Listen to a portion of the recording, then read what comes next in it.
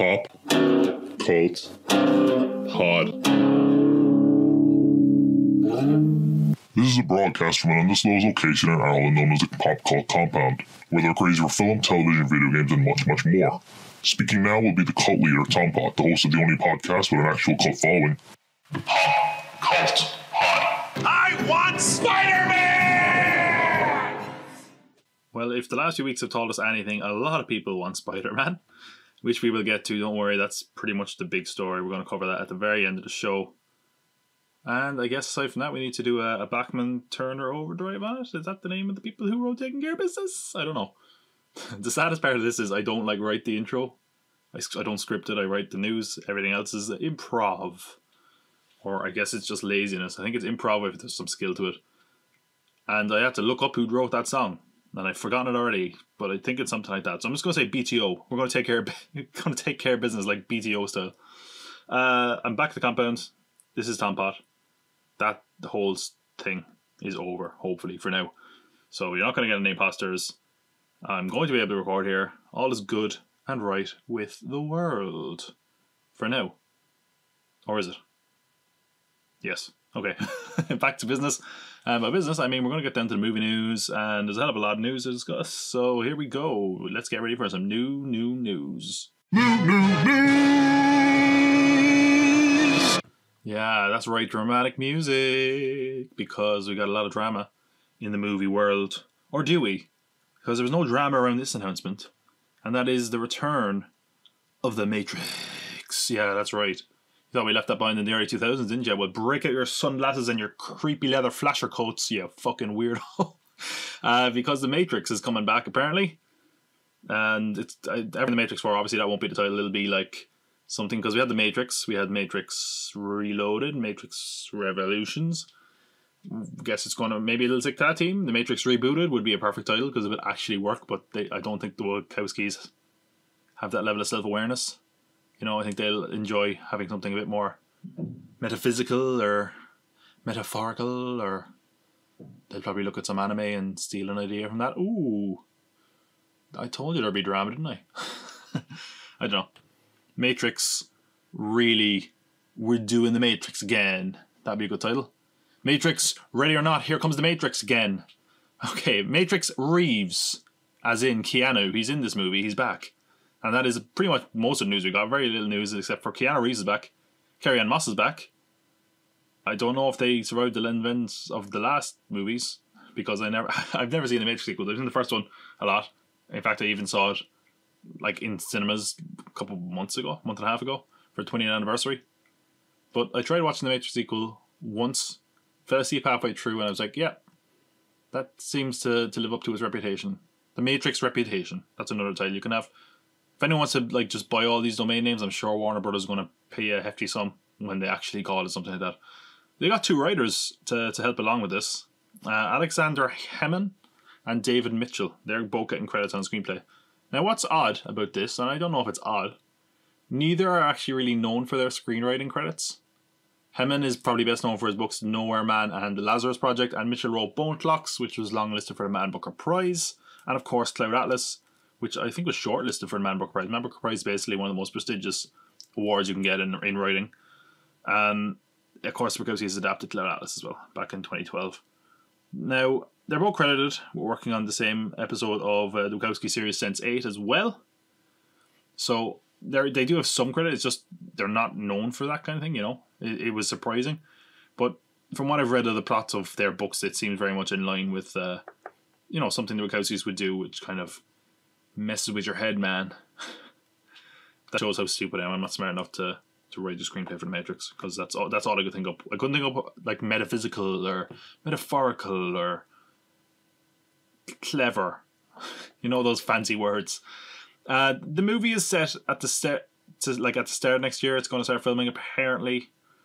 There's talk of them recasting a younger version of Morpheus. There was a long-standing rumor that Michael B. Jordan was in talks for the Matrix reboot, but that was a long time ago. So it could be him. Apparently Warner Bros. What's funny is apparently Warner Bros. Just wants him for everything.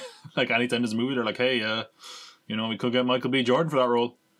That's why there was that rumor that they were like going to cast him as Superman, and the internet and racists went mad. But regardless, probably the big question a lot of people have is why is there only one Wachowski on it? And for some people, it was a question of who's Lana Wachowski. So, just to go through the history of the Wachowskis, they were actually the Wachowski brothers for a while. That's what people know them as. They later got referred to as Wachowskis. Both the Wachowskis went through gender reassignment surgery. So it's now Lana Wachowski and Lily Wachowski, which I mean statistically is probably quite unlikely. But yeah, I think they've transitioned quite a while ago, and it's actually quite evident in their work. I think, looking back at the themes of gender and that kind of thing. So more power to them. I don't think there's very few trans directors, and two of the most acclaimed directors of the 2000s are trans. So that's good news. But the bigger question, of course, is why is there only one Wachowski coming back? Why is Lana Wachowski coming back and Lily is not?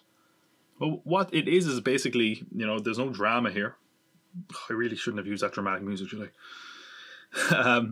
Lily is basically taking a break from the entertainment industry for about 2-3 years now. I don't think she was involved in the second season of Sense8 either. It sounds like she's just happy. I think she's doing some painting, maybe involved in a bit of music. She sort of said that since she's transitioned, she's not really interested in stories that have a sort of subtext to them, which is basically all the good ones. So I don't think she's involved in this. And of course, like every movie series ever, this will probably be the start of a new trilogy or sequels or whatever. So she could come back on board at some time. Regardless, The Matrix is back. I'm kind of...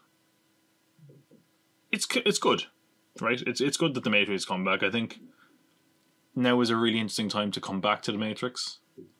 I'm surprised it's taken this long, to be honest, because those movies were huge. And of course, Keanu Reeves is kind of a big deal again. Definitely as of this year. And I think it's, as far as with technology and with special effects, like The Matrix broke ground in special effects, and I think you could do some interesting things with that. Like, a certain part of me, though, I'd love to see what another director would do with it. But I don't know what they would do, and the Wachowskis, it's their world. So it'll be very interesting to see them return to it. And yeah, as I said, filming next year, so probably out 2021, we'll have to see. Well, anyway, let's talk about another movie which, for some reason, has groundbreaking special effects, and that's The Irishman, Scorsese's film. Talking about the release of The Irishman, and that is that it's in trouble, basically. And as far as the theatrical release goes, it's not going to really happen. There was big discussions with theatre owners. I think AMC and Carmichael were the two ones they were discussing with, in particular, were mentioned in a report I read in America about giving The Irishman a proper release, because of course this is Martin Scorsese. This isn't any director. He's a big deal in film and has been for decades. But it's not going to happen. It's quite sad, really. I think the runtime of this movie is out now. It's like 3.5 hours long. But I guess you're going to be able to watch it in the comfort of your own home in multiple sittings. It's sad, okay? Because okay, look, let's just get into it. Obviously, Scorsese wanted this to have a theatrical release. It's not going to happen. Netflix they revealed the movie is going to open on November 1st in limited capacity, and you have to remember that it is going to open in some theaters, just smaller ones probably. They need to open it in a certain amount of theaters to get Oscar contention, I believe. And I'm sure we'll have more controversy when the Oscars come up with Netflix, as they often do. And yeah, it's going to go up to the streaming service on the 27th then, so about 26 days, 3.5 weeks. Traditionally, the window between theaters and home video is about 3 months. And it sounds like the theater were pushing for that, basically. Like, hey, open this in September, maybe bring it to Netflix in December. Netflix pushed back against that, understandably. And the closest they got to a compromise was 10 weeks, really, 70 days. It's kind of interesting. Not because of the result of this. I didn't think this will get a theatrical release. It's also, I believe now, the biggest budgeted film to not get a wide release. Because the budget of this is probably over 200 million now. But when you look at Netflix, like the only reason this is on Netflix is because no one else would bankroll it. So maybe this is a different scenario, but I wonder, as we get more streaming services that are making original movies, And as we have this issue where theaters are, clamoring for different rules to help them survive, and I don't know who this. I think this is really a bad thing for both sides, really. For theaters, any excuse to get them in is a good thing, and people will see a Scorsese movie. Like, it's not going to be a big blockbuster; never was going to be that. But I think if streaming goes as big as it seems to be going, and I'm sure the bubble will burst, but as far as original movies, if they keep getting big directors and big budgeted movies, and that they don't reach a compromise, it's not a good thing for theaters. As the line blurs between big budget movies you can find at home and big budgeted movies you can see in cinemas, that's going to be a problem for theaters. I'm not sure.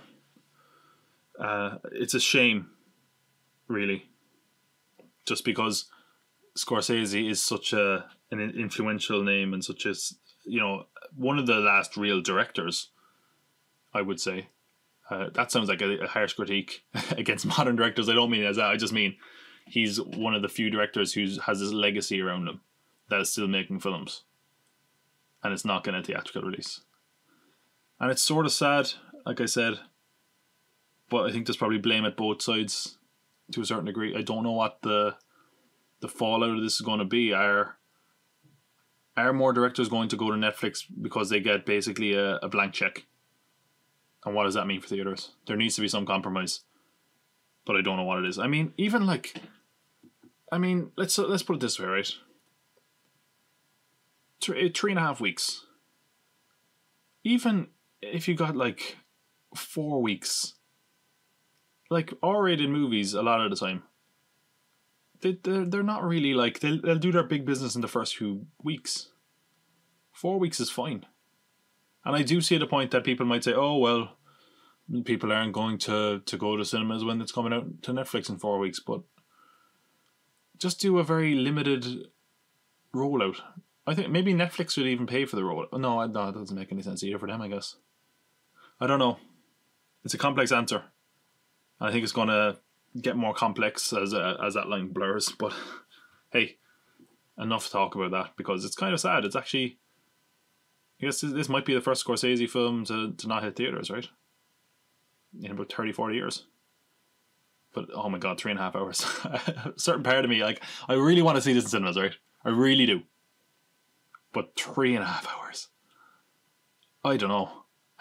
I don't know about 3.5 hours in cinema. I just booked my tickets to It Chapter 2 and it's 2 hours 45 minutes. And I'm like, oof. Even the Avengers, I'm like, 3 hours is just about my max. And it could be a really dry movie as well, if we're honest. It might be better off as not a mini series, but seeing it in 4 parts could work, I don't know. Well, we'll talk about another movie that's come to Netflix. And that's, the Breaking Bad movie, which now has title, and we got our first bit of information. It's going to be called, this Breaking Bad movie, drumroll please, El Camino, a Star Wars story. Whoa, sorry, that's Force of Habit. El Camino, a Breaking Bad movie. Ugh, I just threw up in my mouth a little.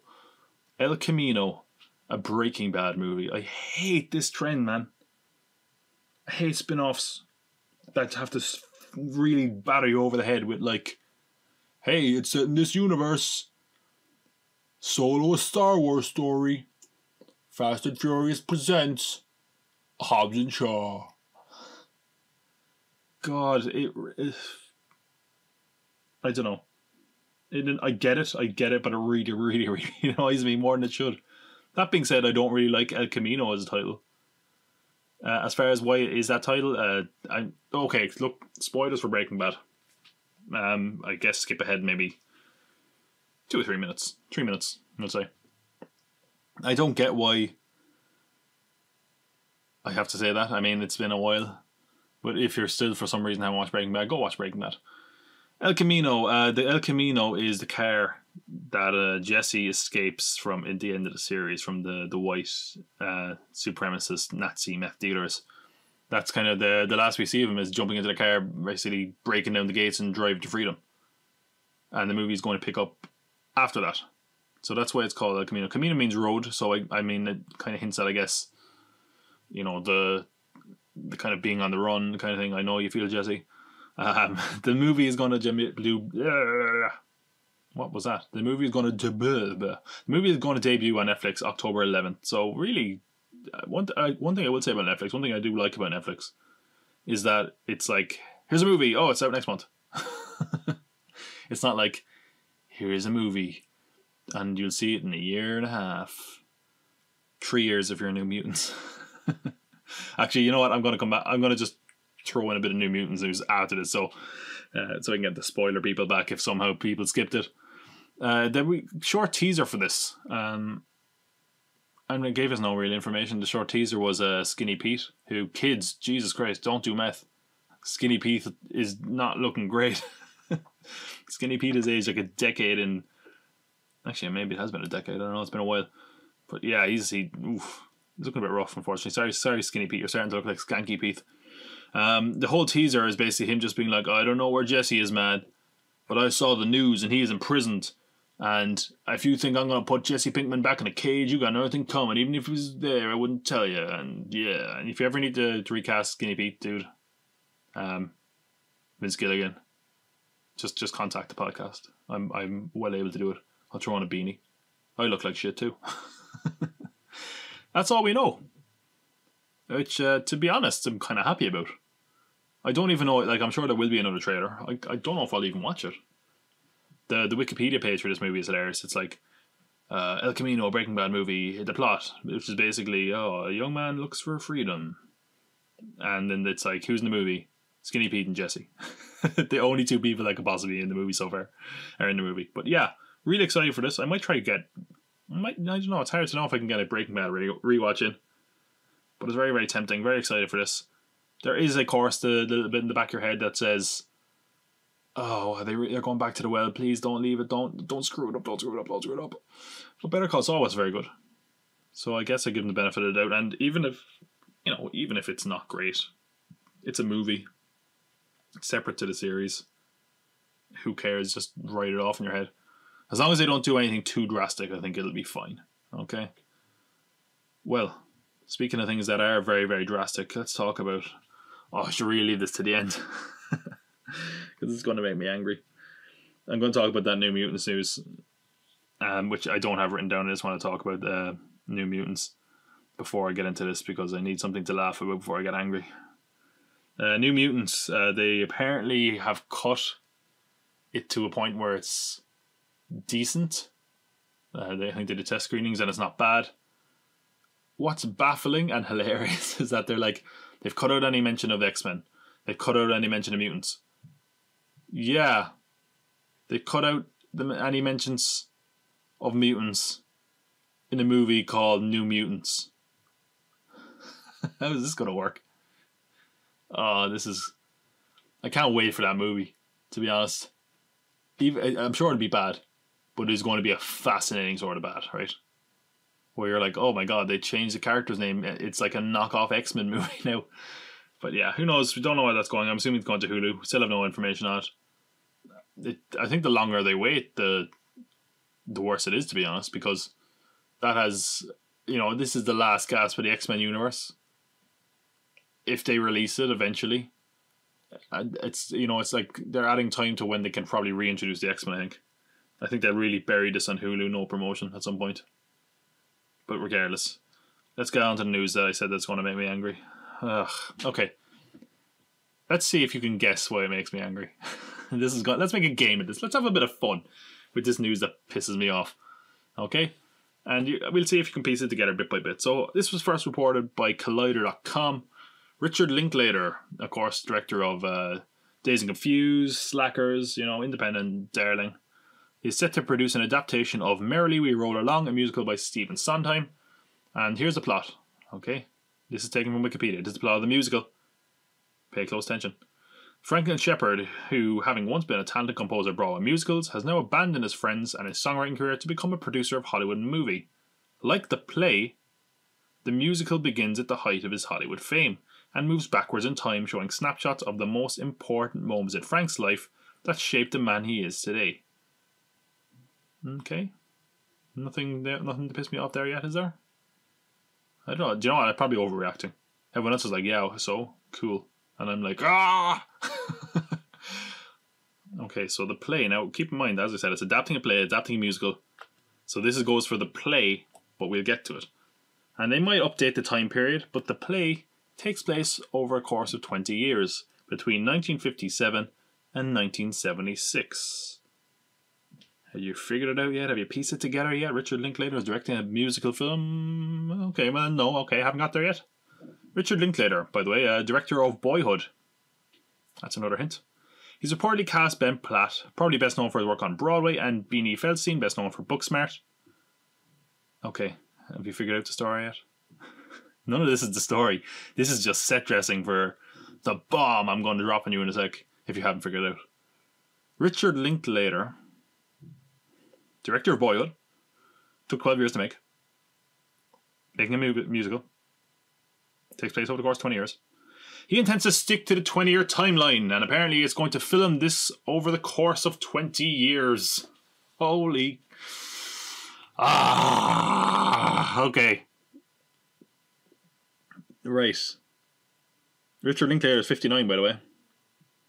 He'll be 80 by the time this finishes filming or it gets released. Right. Why is this annoying me?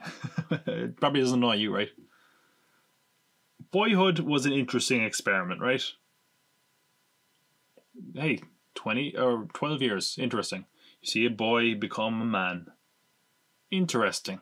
I didn't really like Boyhood. A lot of people loved it. Some people said it's the greatest film of the decade. Some people said it's the greatest film ever made. I think it was nominated for 1 million awards, and everyone was so impressed seeing a boy become a man, not the other way around. That'd be more interesting.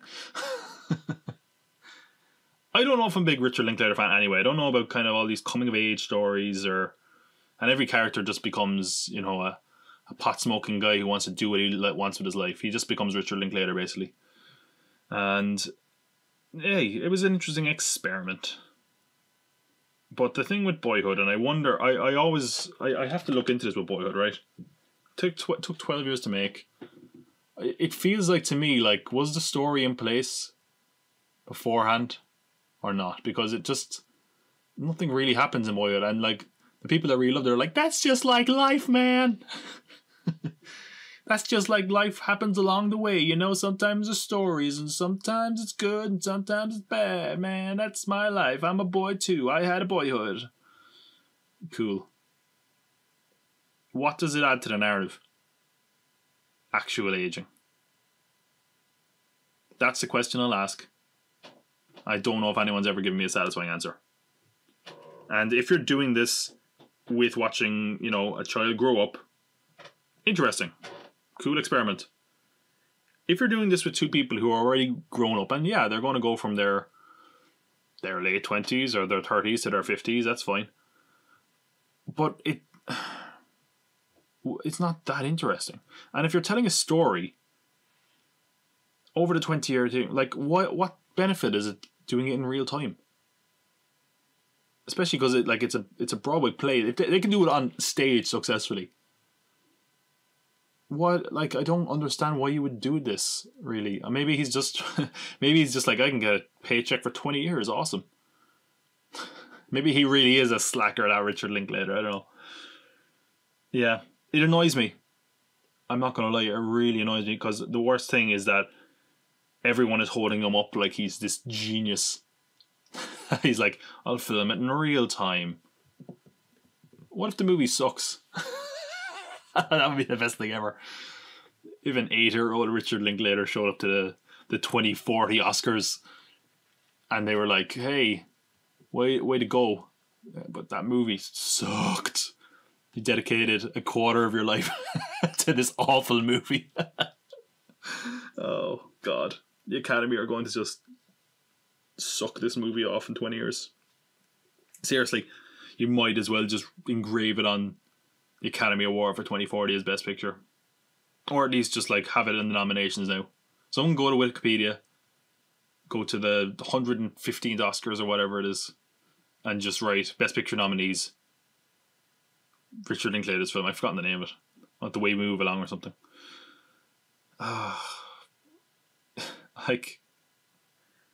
I think it's so funny that like when it's like upcoming movies 2020. Like, have you ever done that when you look at Wikipedia and you're like, oh, what's coming up in the next year? It's like 2020, and you're like, oh, it's pretty filled out because that's next year. 2021. Oh, I wonder if that one will get made. 2022. Oh, Jesus, off many things here. 2024, 2026, and you kind of move along, and you're like, oh, all that's here is like Avatar sequels, and of course, then it's completely dead. Is it like now? It's like upcoming film 2040. Merrily we roll along. Started filming 2020, whatever, 2019. I'm sorry. I'm just moving on. I try not to be negative, you know. I try not to be angry, even though there wouldn't be much of a show if I wasn't, right. It's really funny. I'm looking at my notes here, and my note is like, you know, I just like, hey, this is the news story. Here's what we know. Speculate on this. And it's all the information we know, and then at the very end, in capital letters, it just says rant. And that's how I feel. It really bugs me. Way more than it should. But I think it's somehow lazy, in my opinion. I know it shouldn't be lazy. You're filming over 20 years, well done, but that's such a gimmick, dude. You did it once. And people kind of gave you a pass. And I'm sure they'll give you a pass because it's 20 years. But what does it add to the story? It must be really expensive to do that as well, right? Especially if it's like if it's a period musical, and maybe they will update it to modern times. If it's a period musical, it's like, hey, let's make this set. Oh, we don't need it again till this time next year. Put it in storage. I don't know. They probably won't film on set. It's a Linklater movie, so they probably just film it on a beach or some shit. I don't know, or in a high school, or in the back of a van. I don't know. Oh, Jesus. As I said, it annoys me. Let's get to another movie that's annoyed me in the past, and I don't think it's annoying me slightly less now because I've not heard about it in a while. The latest Bond film, which we got a title for. It was rumoured for the longest time to be called Shatterhand. And that did pass the James Bond test, as awesomely bad as it is, and you might wonder, what is a James Bond test? Well, the James Bond test is you say the title and then you go... Sorry for your eardrums. So like Shatterhand works. What else works? Casino Royale works. You know, I'm beginning to think it's not much of a test. I think it might work for every movie. X-Men Origins Wolverine. Yeah, it's not a test, is it? Oh well. This new one probably passed the test as well, because apparently everything does. Is going to be titled No Time to Die. Yep, works. Really cheesy, awesome title. If we're honest, it's such a throwback. And they revealed like the logo, the font has a real 70s look. So I guess, you know, they're going for that old school throwback. Don't go too much for it, because they did that with the last movie and it sucked. Don't go too much into the old Bond. But they're really doing it. Obviously Blofeld is going to be in this movie from the sound of it. It goes along with the title, has a very old school feel, as I said. It sounds like a classic Bond title. The Shattered Hand title, as we said before, that was taken from You Only Live Twice. I think it was one of Blofeld's aliases. It was like Dr. Shatterhand, which, you know, one of those names that you just can't put in a Bond movie now without people snickering. And that was as I said, that was introduced in You Only Live Twice. So No Time to Die kind of plays off that a bit. You know, it's kind of almost like the antidote to that. You only live twice. No time to die. No time to die, Mr. Bond. And yeah, that's what we have in the latest Bond. A lot of everything I've reported on this so far has been kind of negative news, so it's nice to have something not necessarily positive, but news that isn't totally negative. Although I did see like Phoebe Waller-Bridge, like, who did a rewrite in this. They were like, "Hey, you know, you wrote in the Bond script or whatever. Like, how's that? It's your Bond movie." And she's like, "It's not really my Bond movie. There's a load of other writers on it." So feels like she's like, "That's nothing to do with me." But anyway, we'll see. And this is apparently Daniel Craig's last movie, so hopefully it's good. Not called Shatterhand. I'm just going to say it's called Shatterhand. What's it called? No Time to Die. No Time to Die, Mr. Bond. Wait, I did a Sean Connery accent as Bond, and then they referred to Bond. So that's Sean Connery talking himself. That's what he says that in the mirror. There we go. I made sense in the context. So that's what Sean Connery says in the mirror nowadays. No time to die, Mr. Bond. And then he, I don't know, fucking hits women, because that's what he does apparently. The fucking prick. There's an interview with him with Barbara Walters, and it's like the worst thing ever, where there's like where it's so like, It's so awkward because you can tell that she was like, I've got you now, and you're going to apologize. And you probably change your ways, Sean Connery. She's like, you said in an interview with Playboy or something that you like to hit a woman. And he's like, she's not even finished sentence. He's like, yes. Yes, I did. And he's like, have you changed your opinion? No, I haven't. And she's like, what? She's like gobsmacked. Not literally smacked in the gob, although maybe that happened afterwards. He's like, he said something so awful and so outdated where he's like, sometimes a woman wants to have the last word and she won't leave it go and you've got to give it to her. Which you're like, oh fuck, James Bond. Oh God. Then again, those old James Bond movies are pretty bad. I think it's like the first one where he's talking to this guy at a pool, and of course a Bond girl walks up and she's like, oh hey, and he goes, not now, sweetie, men are talking, and slaps her on the ass. Oof. Mr. Bond.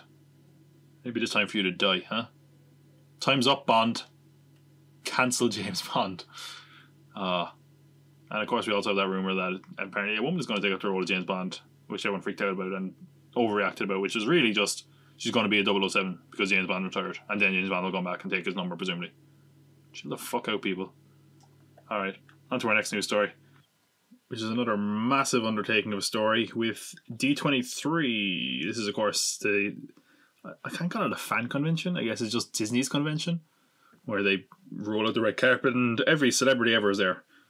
Of course it's Marvel. Of course it's Star Wars. But we're also getting some non-Disney stuff. No, not non-Disney stuff. Why would there be non-Disney stuff at a Disney convention? Stupid. Non-Marvel and non-Star Wars stuff. So we're going to start with that because actually quite a bit of it. Surprisingly. First off, Lizzie McGuire. I never thought I'd be talking about Lizzie McGuire in this podcast. If you don't remember Lizzie McGuire, it was like a sitcom, like a Disney Channel sitcom with Hilary Duff. Hilary Duff? Yeah, Hilary Duff. And it wasn't that exciting. It was like, she's a girl in the regular world, and the big like gimmick was like she had like an animated alter ego to talk to her, which I don't know if that would work nowadays. It seems kind of so simple, but regardless, it was weird because this story didn't break, but I think someone like put out like a fake announcement like a couple of days before D23, and everyone was like, "That's fake, idiot." And it was like trending, I think, and then it actually broke like 2 days later, and everyone was like, oh, okay. People are really, really excited about this. I don't get it. I saw a few episodes of Lizzie McGuire, but I think I was just that bit too old. Maybe it's just because I didn't relate to the life of a teenage girl or whatever, but so it's going to follow a 30-year-old Lizzie living in New York. The original creator is back, and so is the animated alter ego, so I don't know what Hilary Duff is doing, but fine, good enough for her to come back to a role, I guess. People seem excited. I wonder though, they're like that's like a retro Disney stuff. There's definitely way better stuff I'd love to see come back. I loved it. Like I'd actually, I only thought of this now, but I'd kind of be interested to see Kim Possible again, if that's up there. That seemed like a really good show when I watched it, like really funny and really well thought out. Or maybe it sucks. But I could see them like doing animated revivals. Maybe they bring back Recess, or I don't know. They did. The only show I can remember them bringing back. I think they brought back Phineas and Ferb. I never watched that, but I think they're doing a movie of that. But I think they brought back, was it Boy Meets World, and then the sequel was Girl Meets World or something, which, I don't know. I think, like, considering all the stuff they're bringing back, to bring back High School Musical, which I don't even have the title written down, but it's something really weird. It's like High School Musical, the series, or something really, really weird, really meta. But yeah. We got a trailer for just Disney Plus, which confirmed that they're going to allow downloading, so you can watch stuff offline. And the other big probably news out of that was that the content on Disney Plus is not going to be like binge content. It's going to go up weekly, which is very interesting with the timing of the launch of the actual service, because I think with something like The Mandalorian, it means that the last episode will literally come out at the end, like the last day of 2019. I don't know. It seems like they're probably looking to report their numbers, then I'd be like, they're massive. Meanwhile, everyone just signed up to watch Mandalorian and then unsubscribes until the first Marvel show starts. Yeah, a lot of news stories. Got a few trailers as well that we should talk about. First off, we have a trailer for Noel. Okay, full disclosure, I paused there because I hadn't actually seen the Noel trailer. I was like, ugh, This is just a stupid movie. And I remember it was meant to come out for a long, long time, I think, and it got delayed and held back to be put in the streaming service. I was like, oh, you know what, I'll give it a watch, just so I can say I watched it before I talked about it. I'm kind of shocked. I kind of love it. I really do. Basically, it's Anna Kendrick and Bill Hader are the kids of Santa. I don't think Santa's dead. I guess he's retired. It'd be really weird if they were like, hey, Santa's dead. And it's Bill Hader is like the new Santa, but he's not really ready. And Anna Kendrick is like, hey, off you go. Take a break. You'll be fine when you come back. And he goes missing. He doesn't come back. And they're like, oh, we need a Santa. And of course, presumably Noel, eventually at the end, Anna Kendrick is going to be Santa because, why not? And Billy Eichner is also in it. He's really tech based, and he's Billy Eichner. Pretty much every role Billy Eichner does, he's Billy Eichner, but it's awesome. Like someone's like, you could be Santa, and he's like, I can't be Santa. I'm in the tech department and loving it. Every that's my Billy Eichner impression. I didn't even know I could do that. I mean, I won't say it was good, although I could have voiced Timon then if it was good. Oh well. I kind of love this trailer. I'm actually kind of giddy. Maybe it's just because I love a good Christmas movie. And, it's kind of funny. Anna Kendrick is always like lovely and charming when she does a role that's like this. And I don't think she's done a role kind of like this in a while. Bill Hader's funny. Really looking forward to him. And I like Billy Eichner. I'm shocked. I'm more shocked than anyone, to be honest. Because normally I'm a cynical prick. But I like this trailer a lot. I'm actually kind of excited for this movie, which is really weird. I'm like the Grinch. My hair grew 3 sizes that day. Chances are it won't last till Christmas, but hey. We got another trailer for Lady and the Tramp. And here's another one that I won't say I liked it, but I was kind of, it was better than I thought it'd be. And I think it comes down to a specific reason, because obviously, we had the Lion King recently, and that was all CGI and, it has the dubious title of being the highest grossing live action movie or animated movie, sorry, which is like, ugh, that kind of hurts to hear because it's animated, but yeah, you just try to make it real. So this is obviously real dogs, real sets, so it wins points for me over there. And I kind of didn't hate it just because it's it's real animals. I guess it kind of appeals to the cutesy side of things. It is really weird because of that reason. Like when you watch the animated one, there is that disconnect because they have the big Disney eyes, and it's like, oh, they're cute animals. And when you see animals do weird things in like animated movies, it's like, oh, like if you saw 2 cats really singing, you'd be like, oh, that's cool. What's going on? I mean, that won't be in this movie, I'm guessing. Definitely not that song. But when you see, like, they kind of tease, of course, like the one moment everyone remembers from Lady and Tramp, which is them eating the spaghetti. And it's like, of course, the 2 men are playing music to them, Bella Noche, out in the alley while they're eating spaghetti. Yeah, it looks really weird when they're real dogs and real people. Not from, like, a technical issue. It looks like the animated one. It looks pretty good. It looks like a live-action Lady and Tramp should look. But it's just kind of weird seeing real men serenading dogs. Like, they're absolutely crazy, clearly. And you didn't really think about it with the animated one because it was so bombastic and over the top. But yeah, it looks kind of weird. Just seeing like a load of chefs being like, "Hey, leave the restaurant, buddy. There's 2 dogs here. There's 2 dogs here. We need to feed spaghetti." It's funny to say that out loud. Why did he have? Oh, I'm assuming he's a chef. Why did he have his instrument with him? Huh? Does he just do it at everyone at the alley? Like, is it normally homeless people? And then they were like, "Hey, there's leftovers. There's 2 dogs here. Our regular homeless guy isn't here. Do you want to just give it to the dogs?" He sang a romance song to 2 dogs. How weird is that in live action? He's like, "Yeah, I'm going to play this guitar, and these dogs are going to fall in love. Go on, tramp." I mean, I guess it's no crazier than the guy who's pretends he's the leader of a cult, does a podcast and laughs in a room by himself. Perspective is all that matters, right? We got to talk of a new Disney movie, Walt Disney Animation Studios, of course, coming from who gave us Frozen and all those ones, and not Picture. No, it's Sean Connery came back. Oh God, hide your wives.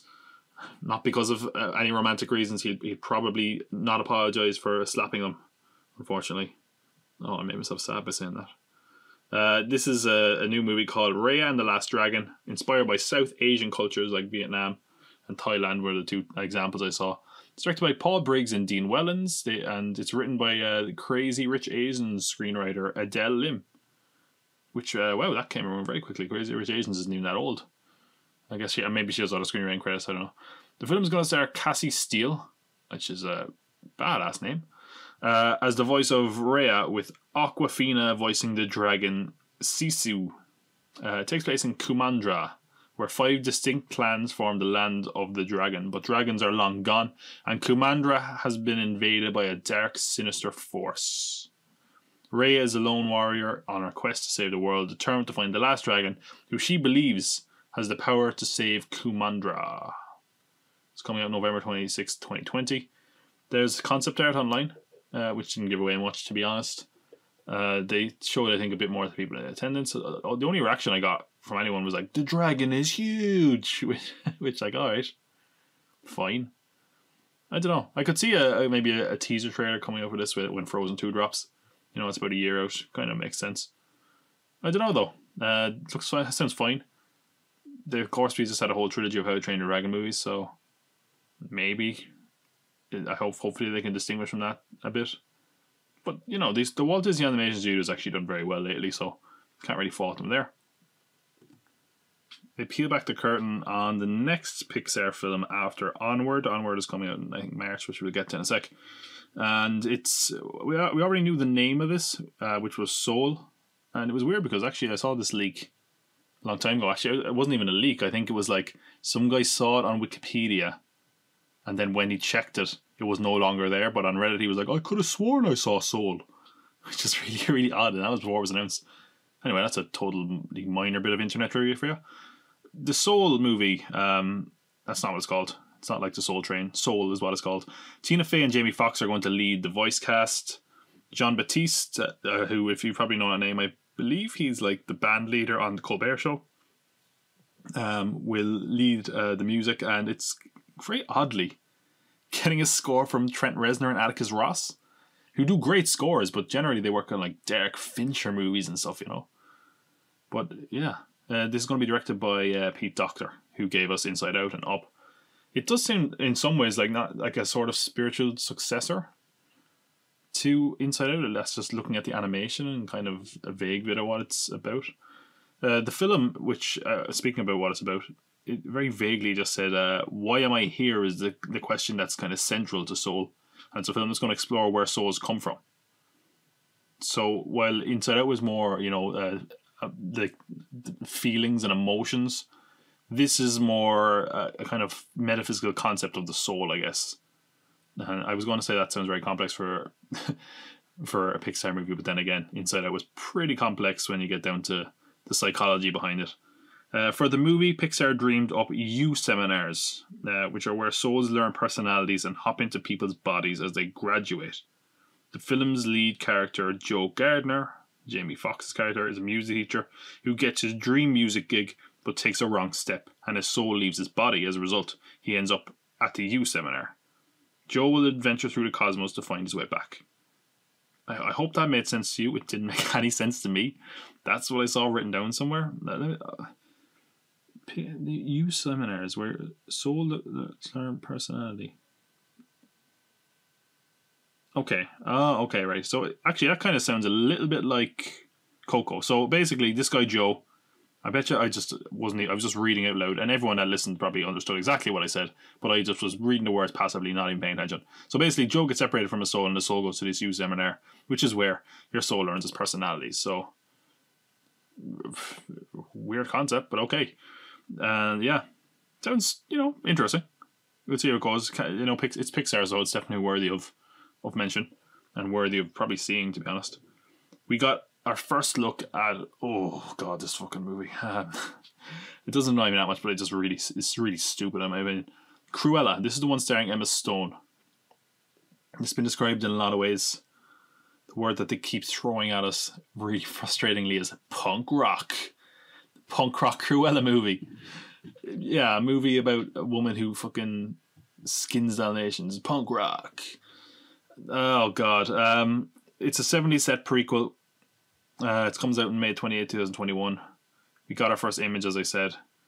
And it's like Emma Stone with... actually, one of my biggest takeaway is I want to get this image up just so I can have it in reference. So I'm not misquoting it or whatever, but not misremembering it, I should say. Okay? It's a really, really weird image. Okay? First off, okay? It's Emma Stone. She obviously has the Cruella hair, the black and the white. It's kind of like frizzy, kind of afro-y kind of look to it. Cruella's skin is like alabaster white. Well, that was a very fancy way of saying it, wasn't it? It's like painted white, like Jokery. And am I wrong? I never thought her skin was painted white. She paints her skin white? I guess they're just like, we need to double down on black and white. And there's two shady kind of guys in the background who I guess are like the henchmen, like she had henchmen, and the other one, I'm guessing it's not the same guys, unless she had henchmen for... Or maybe she did, actually. Those guys didn't look like spring chickens. And of course she's like wearing very fashionable leather stuff, because she's a fashionable person, obviously. It doesn't really look like Emma Stone. It sort of looks like Emma Stone. Actually looks like she had like a nose job. I don't know, is that like a prosthetic for Cruella or what? But and she has 3 Dalmatians. Get it? Because it's Cruella de Vil, and you remember her from 101 Dalmatians. You'd recognise her if there was another 98 Dalmatians there, wouldn't you? Oh, okay, well, let's talk about this movie. I'll tell you why I hate it. It's probably what everyone says. It's probably what I'm going to keep saying, because this movie doesn't come out for another... Oh, Jesus Christ. I'm not going to be talking about this movie that long, am I? It doesn't come out for another year and like half... Sometimes it's just like, I can't believe I'm going to have to talk about this movie. Okay. Here's what bugs me about it. Nearly all these Disney things, especially with the villains, and I saw it with Maleficent. And now Maleficent isn't a movie it's what, Sleeping Beauty? I can't really say that I'm a big Sleeping Beauty fan. I did enjoy Maleficent for what it was. I saw it on an airplane, which, again, I think you always give points. You give movies a few extra stars on an airplane, you know. It's like... They're going to make her a sympathetic character, aren't they?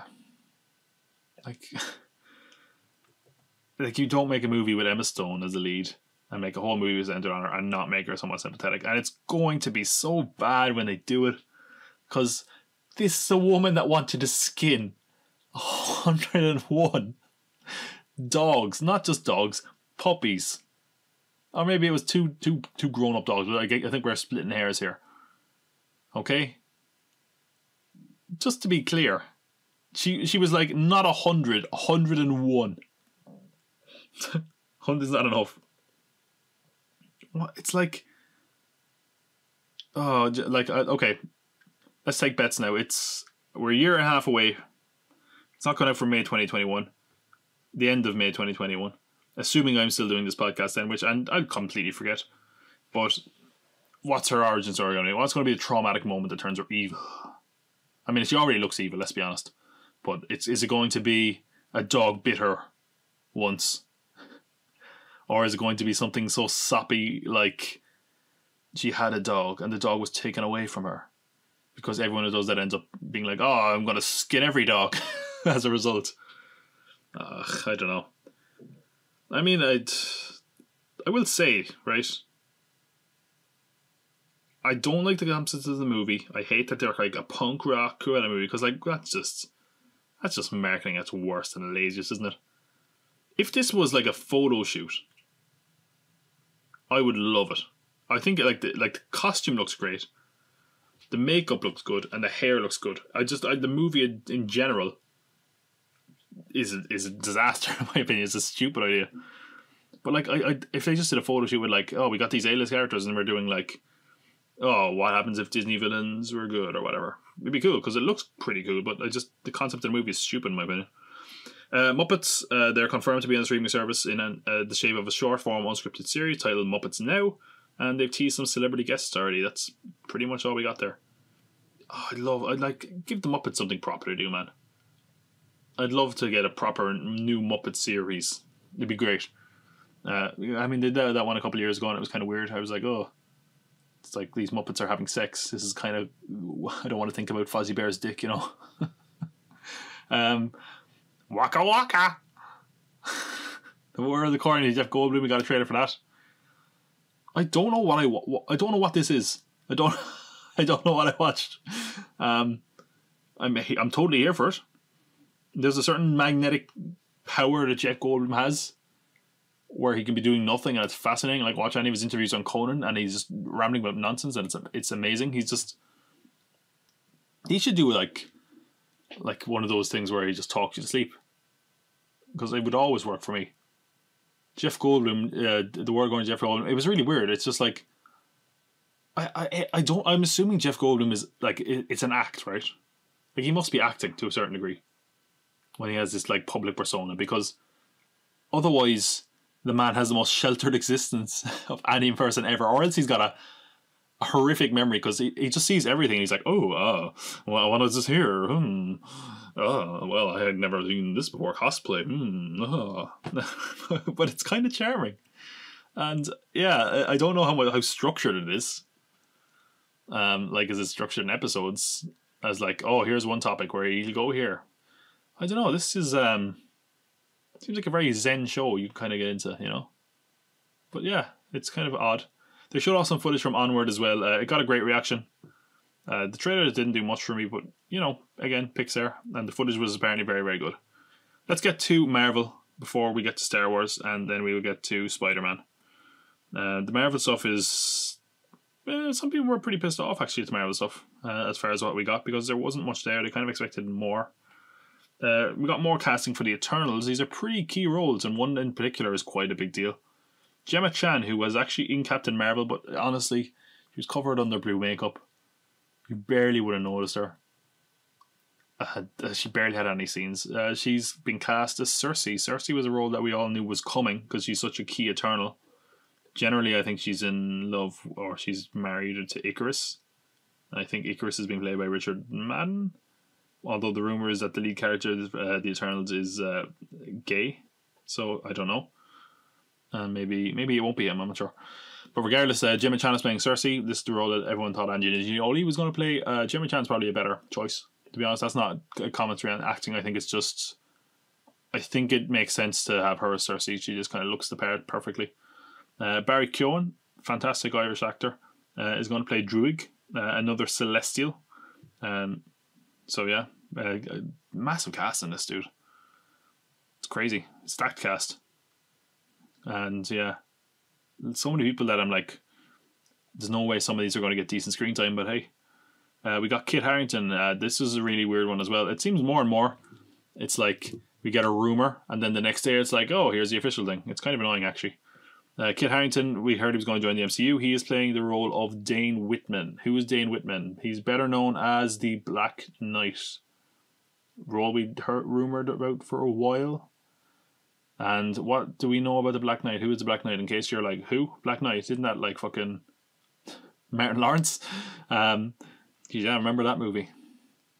That's like the biggest, like, I'll rent this movie for a weekend.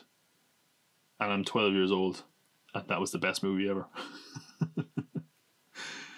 He'll debut in Eternals, obviously, but there's quite big plans for him outside of it, because he is a fairly big character. And as I said, if we want to learn a bit more about him, it's not surprising that there's other plans for him. He's actually a long-time Avenger in the comics. I don't think he ever led the Avengers. Maybe, though. He's a character they can do a lot with. He works in a lot of different settings. And he comes from, basically, his stories, he comes from a long line of Black Knights. I think his father, his grandfather is like his arch nemesis, maybe. He uses the Ebony Blade. That's a near invincible family sword. He eventually abandons it due to its curse. And yeah, he's a very interesting character. It's a very different one from Marvel. Kind of happy they're introducing him in something different and something weird. I don't know how he'd work in a solo movie, but I think he could really work as part of this ensemble. He could work as a solo movie eventually, but you know, it's good to see him in a setting. And it's, as someone pointed out, the kind of comparisons to Game of Thrones are hilarious. It's like Kit Harington is back as a knight with a sword, and he's opposite Richard Madden, and he's playing with a character named Cersei. I'd like to think Marvel put more thought into it, just be like, hey, this is like the thing. But, you know, they showed a concept art as well of the costumes. Now, again, this isn't like a high quality release. It was like a shot of a screen. They look really, really cheesy. Maybe that's the tone they're going for. But again, it's hard to tell for concept art. We've seen some god-awful concept art that's turned out great. And Marvel's costumes have been fairly on point so far. So we will see how that pans out. Black Panther 2, we knew it was coming eventually. It had an official date, May 6, 2022. I thought it would be February, which we'll get to. I thought Guardians was going to take the May slot. Ryan Coogler is returning, and a rough treatment has already been turned in. Here's some interesting kind of speculation. Black Panther 2. That's what they called it, you know. It's very rare the Marvel sequel movies actually get numbers now. I don't think we've had one since Iron Man 3, and I think they only did that because they had already named it Iron Man 2. I think if they could, they'd probably have gone back and given that a subtitle, because it could give it easier to make, you know, it go beyond 3. It's not going to be called Black Panther 2, I would say. They're probably hiding a title. What that title is, who knows? The amount of rumours we've heard for Black Panther 2 are crazy, especially because I don't think any of them are based in fact. I think it's just people guessing. Talks of Namor, the Submariner, coming in. Storm from the X-Men. You know, just to name a few. That Killmonger is back, who knows? But yeah, it's coming, May 6, 2022. And that is the only new Marvel movie they announced. And what I find interesting about that is they announced Black Panther 2, which is coming in May 2022. They have a movie coming out before that they still haven't announced. They have a movie coming out in February 2022 and July 2022. Now, one of those is Guardians. I'm surprised they didn't formally announce it. I don't know why. And I'm even more surprised that we don't know what the other one is. But again, it's plenty of time to get there. They'd probably save it maybe till, you know, next year sometime. I'm sure we'll probably hear a rumour about what it is anyway. Yeah, some people are kind of annoyed they didn't announce like an Ant-Man 3. I don't know who these people are. But I guess that was just for the sake of completeness. And of course, everyone was like, Fantastic Four, X-Men. No, that'll be next phase, I'd say. Realistically. Black Widow, they showed the same footage as before at Comic-Con, which was fine. But it doesn't make a difference to us because there's nothing worth talking about there for us because we haven't seen it. They gave us like an official art poster, which showed off David Harbour's Red Guardian, which is pretty badass. He's got like a helmet and he's keeping his beard. He's got a big long beard poking out of his helmet, which is really cool. But also, I mean, if they're trying to hide his identity, and it's like, hey, it's probably the guy with like a foot long grey beard underneath the mask. Yeah, he's playing basically Red Guardian, who's like a Russian version of Captain America. What else did we get from this? Not much. It showed the Taskmaster, but it was basically like the same as the concept art we got already. Had Black Widow in a white costume, which looks stunning, really good. I mean, it's totally impractical. It's a white costume, you're getting blood and dirt and everything on it. It's also kind of sad, right? Because Black Widow never really had like all the other characters is like new costume. Black Widow barely has any differences to her costume, like barely. And she like finally gets like a new, totally different costume, and it's like, oh well, we're not going to see that ever again. I guess there's a loose spoiler in there, but you know, if you didn't see Endgame, I mean, if there's a person who didn't see Endgame and is listening to that podcast, statistically that's very unlikely, right? Falcon and the Winter Soldier got quite a bit of information on that. Actually, I think it's the first Marvel series on Disney Plus up to bat, so not too surprising. Wyatt Russell, Kurt Russell's son, who is in 22 Jump Street and Overlord, is going to play U.S. Agent. So U.S. Agent is an interesting character. He's not. You know, I think he was originally introduced as a villain. He's often a hero now. I mean, he's not an anti-hero, but it's not like people are like, he's a hero. He's often put into the role of Captain America by the government. You know? I think was it Dark Avengers, maybe he was put in there or something like that. So, what is interesting about that is that a rumoured plot about Falcon and the Winter Soldier was that it was going to be like a bit of debate over whether Sam was worthy of taking up the mantle of Captain America, and apparently the government was like, oh well, you know, Captain America was government property, and that shield is and so they might say, hey, this is our candidate to be Captain America, which is interesting.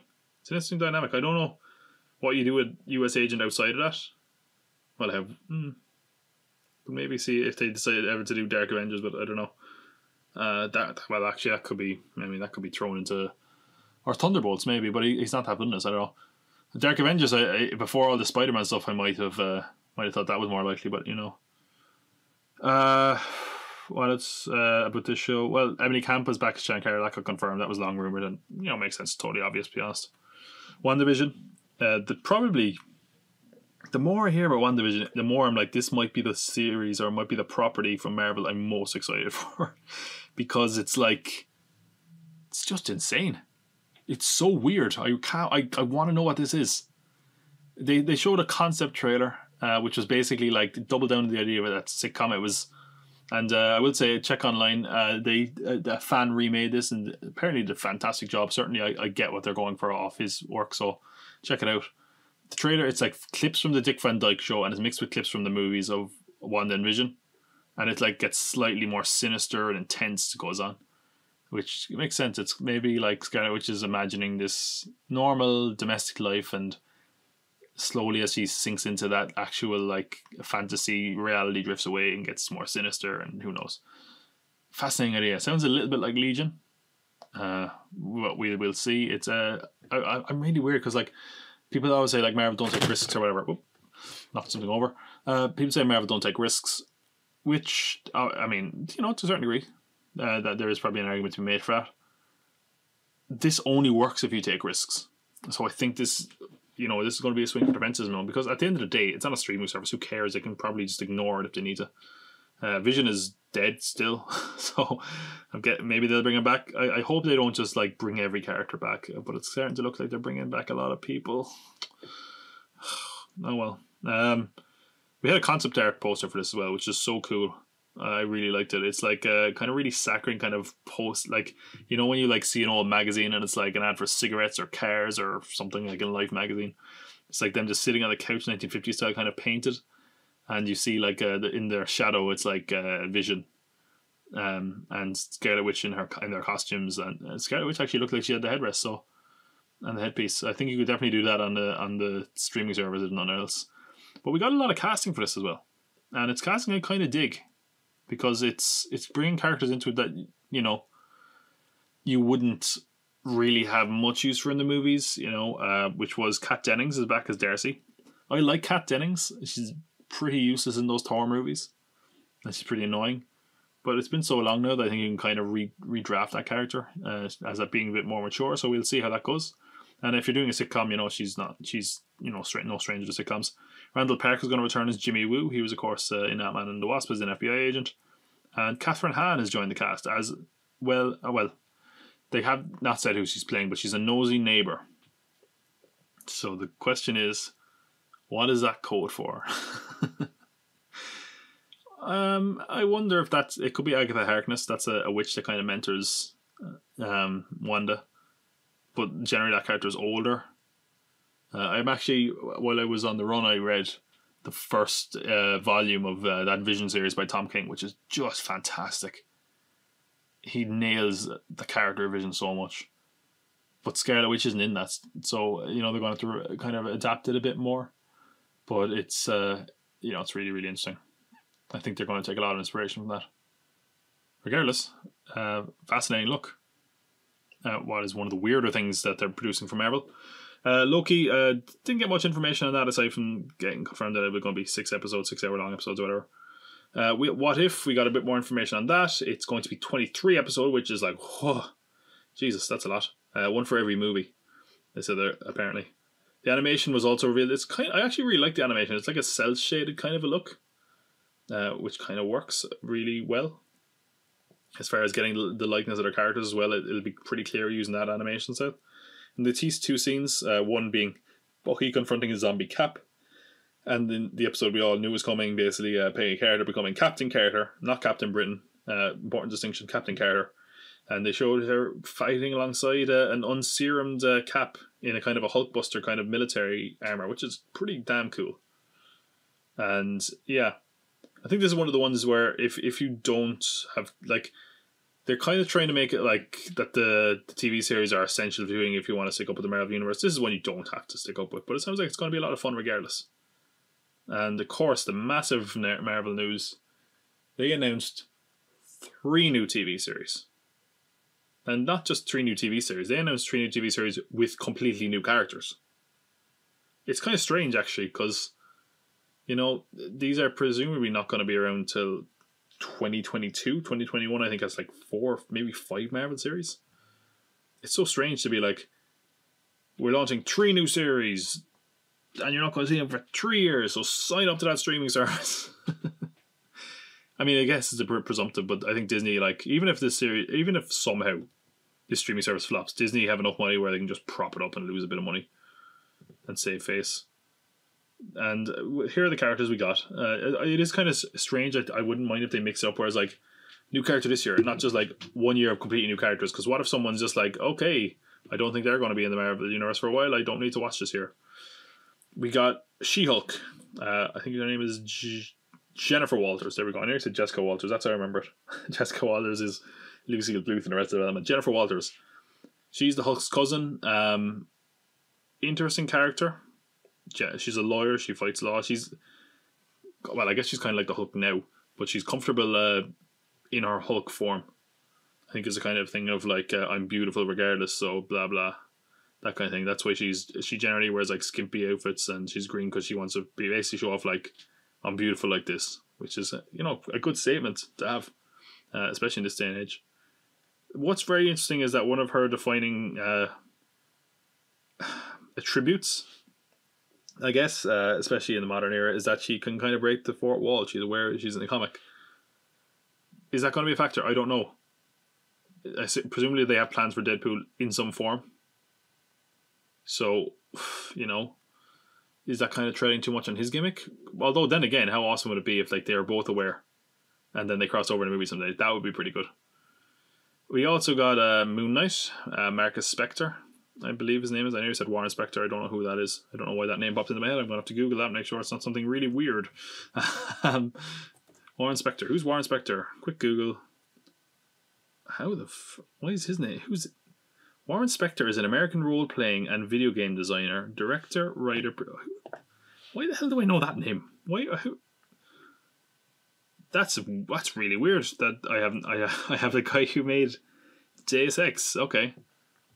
There you go. You learned a bit of information today. That's totally useless. I'm as confused as you, to be honest. Why that came up, but yeah, Moon Knight. This is one that people have been clamoring for ages. I think we probably would have got him on Netflix if Disney didn't have their own streaming service, because people have wanted him so much. But yeah, Marcus Spector. He's an interesting character. Or sorry, not Marcus Spector. Mark Spector, I think, isn't it? Interesting character. He's basically a character that that has multiple personalities, and he can take on attributes from some of those personalities. And I've heard people like describe him in so many weird and different ways. People have described him as like a psycho Batman, a crazy version of Daredevil. Not that, even though in comics Daredevil is pretty nuts as well. It's I actually opened the Wikipedia page just to double check the name, and it says IGN also listed Moon Knight as the 89 greatest comic book character, saying that the Moon Knight is more or less the concept of what would happen if the Batman were to suffer multiple personality disorder. Awesome. Yeah. This sounds really good. This is one a lot of people are very, very excited for. I haven't read any Moon Knight. I have some issues lying around that I'm probably going to read now that it's official. Interesting. I wonder because you have to be very careful with mental illness this day and age. So I wonder how they're going to handle it. But people are very, very excited for this. Hopefully it delivers. And the last one they announced, this is an interesting one for a few reasons. Miss Marvel, Kamala Khan, Pakistani American, I believe. The comics for Miss Marvel that they've done, I think it was Marvel Now during that line, really, really good. She's a great character. The only question I have is, presumably that means that Captain Marvel has to be coming before this series and probably set in the modern day, because basically Ms. Marvel is inspired by Captain Marvel, and Captain Marvel isn't really around or present constantly in the Marvel universe. So I don't know. Very interesting character. She's again, if talking about Spider-Man, which we'll get to much more detail at the very end of the show. She's a character that's kind of like a modern version of Spider-Man, in my opinion. She's very much has that kind of fun, carefree, I'm a teenager character, trying to make my way in the world. I loved the comics that I read. Really excited for this one personally. It's probably the character I'm most familiar with out of the three announced. But yeah, definitely a really good lineup there. And they're absolutely saying, hey, if you want the Marvel Universe, you need to get this streaming service, because otherwise you're going to be left behind pretty severely, it seems. Which I wonder if that's going to rub people the right way, to be honest. If it's like, hey, you enjoyed the movies, well, now you need to watch 2 hours, 8 hours, 6 hours of TV, and you need to buy a streaming service. And I wonder, like, they have said these characters are going to cross over into the movies. It's like, when?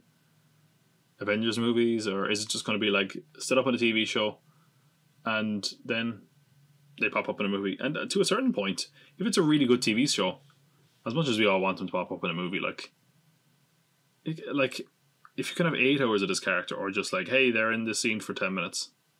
I mean, you want the TV show, right? But hey, it's all part of what was that? Oh my god, was this a hashtag they actually did? I totally forgot this, wasn't it? It's all connected on Agents of S.H.I.E.L.D. It's all connected. And then they'd be like, oh, did you hear the Avengers blew up New York? Yeah. Moving on. Oh, the early days of the TV series. Anyway, let's get on to some Star Wars news. Plenty of that too. So, of course, they're continuing to milk the Star Wars cow, as they have to. That sounded really jaded. I don't want to come off down on Star Wars, even though a lot of people are. It began first with... Oh, well, it didn't begin. I'm not doing this in any order. But I guess the big news is the announcement, and this was another one that was rumoured. I think the day before it was like, yeah, it's coming. And then it was like, hey, yeah, it is. Ewan McGregor popped up. Hello there. He was on hand to know. I'll tell you what that awkward pause was. I said, hello there. And then I was like, can I do the rest of the story as Ewan McGregor? And then I realised there's not a lot of story there. It was just like, hey, they're working on the script, and it's going to shoot next year. It takes place 8 years after Revenge of the Sith. Let's talk a bit. Spoilers for Solo. Okay. The Obi-Wan Kenobi series takes place in the middle of Solo. And the big reveal, I guess, in Solo is that Darth Maul is alive and has spider legs or something like that. Which makes sense anyway. I think he popped up in Star Wars Rebels, is it? Or Clone Wars, or maybe both even. That Darth Maul is alive. Okay? Now, the strange thing here is, like, let's be honest, Darth Maul is going to be in this. They're going to have another fight with him. Obi-Wan Kenobi versus Darth Maul Part 2. And again, I have not watched any of the anime stuff. I haven't watched Clone Wars, I haven't watched Rebels. They kill off Darth Maul in the Star Wars Rebels after a fight with Obi-Wan Kenobi. And that takes place, I think, like, maybe... I'm looking at a timeline here. Around the time of A New Hope. A bit before, maybe. Maybe they actually cross over, come to look at it. So, it kind of ruins it a little bit. Like, there's not going to be a decisive ending unless they repeat Star Wars Rebel ending in live action, but then again they'd have to do a big time jump then. So I don't know. It's kind of odd. I mean, Darth Maul has to be in this, right? Because otherwise, what is it like? It takes place in the middle of Solo. It seems like every Star Wars thing just takes place in between Episode 3 and the prequels. No, sorry, the prequels and the originals, I should say. But hey, he wanted it. He got it. I think it probably works better as a TV show than a movie. Hopefully. Well, certainly they hope so, because those other ones blew up in their faces. It was a Star Wars story. Breaking Bad, a Star Wars story. Yeah. The other series that they talked about or showed a trailer for was The Mandalorian. As I said, weekly episodes for this. So I think the last episode literally comes out at the end of the year. The trailer for this, wow. Honestly, this looks amazing. I'm more excited for this than Rise of Skywalker, than any Star Wars property, to be honest, and probably more excited for this than any Star Wars property I have been in a long time. It looks fantastic. The budget looks really good. just looks like proper action. They have so many interesting, cool directors on board. It looked quite dark. Obviously, you know, they've said that anything on the Disney Plus service is going to be PG-13, I think. It looks at one point like a guy gets cut in half by a door. But, you know, there is ways you could do that in a more tasteful way. It seems weird to say a tasteful way of cutting a man up in a door, but you know what I mean. Yeah, this looks fantastic. And, yeah, the budget is definitely all on the screen. There's no dialogue in the trailer, really. Speak of Car, there's some weird casting in it. I just found out, by the way, Bill Burr is in this for some reason. Bill Burr doesn't even really like Star Wars, but, you know, why not? I like Bill Burr, put him in there. And yeah, there's no dialogue in this, really. A lot of interesting people in it. I guess that means the Mandalorian is going to be mostly silent, which is probably for the best. It makes it more interesting, I guess. It's going to be, if it's going to be like, you can see obviously the spaghetti Western influence and a lot of Star Wars, but especially here. And if that's the case, you know, the gunslingers don't often say a lot of words. I'm guessing specifically they're taking influence from Sergio Leone's trilogy, the Man with No Name trilogy. There's like 4 different names for that trilogy, but you know the one with Clint Eastwood, that's what I mean. Yeah, the only dialogue is from Werner Herzog, and he says something like, "Bounty hunting is a dangerous profession. Wouldn't you agree?" There's another random impression. Hugh McGregor makes sense, right? Billy Eichner impression. Okay. Werner Herzog. I want to stress, and I want to take back my title as the man of 100 voices, none of which are useful. The man of 100 voices, none of which are any use in a party. Can you do an impression of Donald Trump? No, but would you like to hear a 70-year-old German director? I've been watching a lot of stuff, actually. And like I watched Rick and Morty while I was on the run. I watched Parks and Rec episodes on the plane. They just happened to have him. And they both had Werner Herzog in them. He's just at a stage where he's just giving weird monologues, and it's amazing. So on Parks and Rec where he like sells a freaky dollhouse, and he's like, "Yes, I decided to sell it to be closer to Disney." Pretty close to Disney if he's working on Star Wars, am I right? His Rick and Morty speech is great as well, where he's on about like human dicks, and he's just like, "Yes, the men of the human race have a fascination with their dick. I have studied it for generations. I've been to so many parties where someone took a random object, put it in front of their crotch, as if to say, 'Look at me, I'm Mr. So-and-so Dick. I'd never fail to get a laugh.'" I just have to... I wonder when that impression will pay off someday, folks, I promise. And the last bit of stuff we got from Star Wars, and again, there is trailers I'm going to talk about, especially specifically the Rise of Skywalker trailer. I'll talk about that when we get to trailer trash. And yeah, you got a poster for it though. Not a good poster, really. It's very photoshopped. It looks like a cartoon. Specifically, the Emperor at the top of the frame looks very cartoony. And now we can get to Random Theory. That's not the name of the segment, but what I'm saying is I think the reason he looked cartoony, the reason he looks fake, is because either the image has been doctored to a certain degree to conceal who's playing the Emperor. There's a lot of rumours that it's Matt Smith. I saw someone online line up the picture of the Emperor in the poster and Matt Smith, and there is a bit of a resemblance there. So maybe that's not a bogus rumour. Maybe Matt Smith is actually playing the Emperor in this. I don't know. We'll have to see. But until then, let us get to trailer trash. We're going to start, actually, with a bit of illegal stuff. Yeah, let's play that jingle for trailer trash. Trailer trash. I think it looks kind of good, though. I think I may have interrupted myself there. Anyway, as I said, 2 illegal trailers, so... you know, this is a bit of a rebellious podcast. We break the rules, you know. We don't make them, and even if we did, we'd break them, you know. All I want to say is, you know, if you're listening to this, you might get a call from the old FBI, and you can tell them to stick a finger somewhere, not up you, because that's probably what they'll do anyway. Tenet, Christopher Nolan trailer for his newest movie. This played in front of Hobbs and Shaw a couple weeks ago, kind of mysteriously, in some of them, I think. And yeah, not a lot to go on, but the French teaser for this leaked online. The title cards in it, basically hint that there's a lot of time travel, and seemingly there's time travel in this movie. But the title cards say like time has come for a new protagonist, time has come for new missions or something like that. John David Washington's character is basically the only person we see. He's in an auction mask at one point. He's in a cell. There's SWAT teams. The only real talking point from the trailer is like the bullet holes in the glass, and he's inspecting the bullet holes. And it looks like he moves forward, but time moves backwards. So time travel, I guess. And hey, Tenet. The title is the same backwards as it is forwards. How cool is that? They make a big deal out of that in all the trailers I think it's the website that's like promoting it, and it's just spinning, and it's like, whoa, it's the same as forwards and backwards. Whoa! Christopher Nolan, the smartest director ever, has done it. Palindromes. I'm only messing. I'm sure it'll be interesting, but it's like that mysterious, vague hype bullshit where it's like, if we mysteriously release this trailer, everyone's going to talk about it, and everyone will be like, "Oh, it's so clever, it's so good." Let's give us a proper trailer, and we can judge from there. Okay, I'm not going to do Christopher Nolan, but still, come on. Birds of Prey.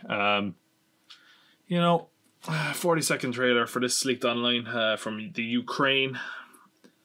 I talk about being a bit of a rebel, bit illegal. I put this online. I put it online for the world to see, and the man, Warner Brothers, said, "Hey, that's ours, buddy boy. Take it down." And I said no, but they actually did it anyway. Because they didn't even ask me. Actually, they just tore it down. I'm sorry I tried to impress you with that.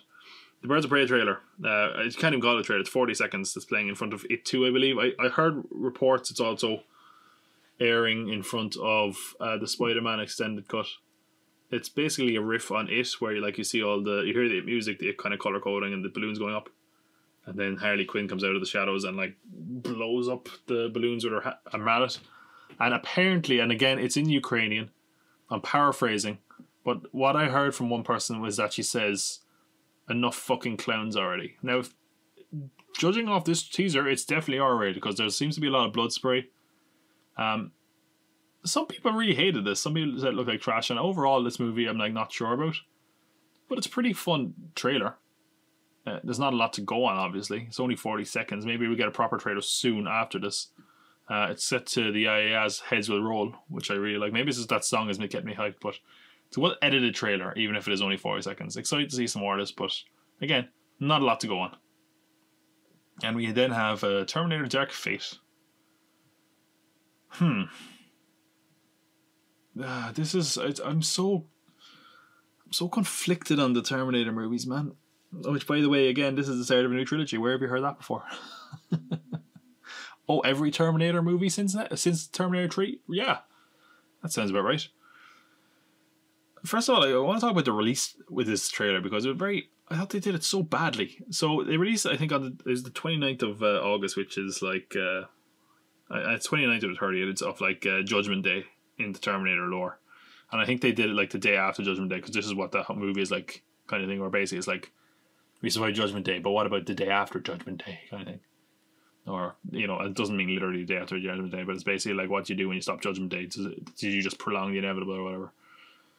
And they started teasing like the trailer, being like Judgment Day, it's Judgment Day. 6 hours before they dropped the trailer. It was barely a tease. I don't know why they presumably the idea and you see everyone do it now where it's like trailer's coming, here's a clip, 3 days or 2 days, like the Joker trailer did that. This thing, they were like 6 hours out. They were like, "Ooh, maybe you'll see something later," and then it was like, "Here it is," and they dropped it at a time where major markets were asleep, which was kind of weird. It did have some impact, but it's really weird as far as the actual trailer goes itself. Definitely R-rated because I think she drops an MF bomb at some point. I can't remember.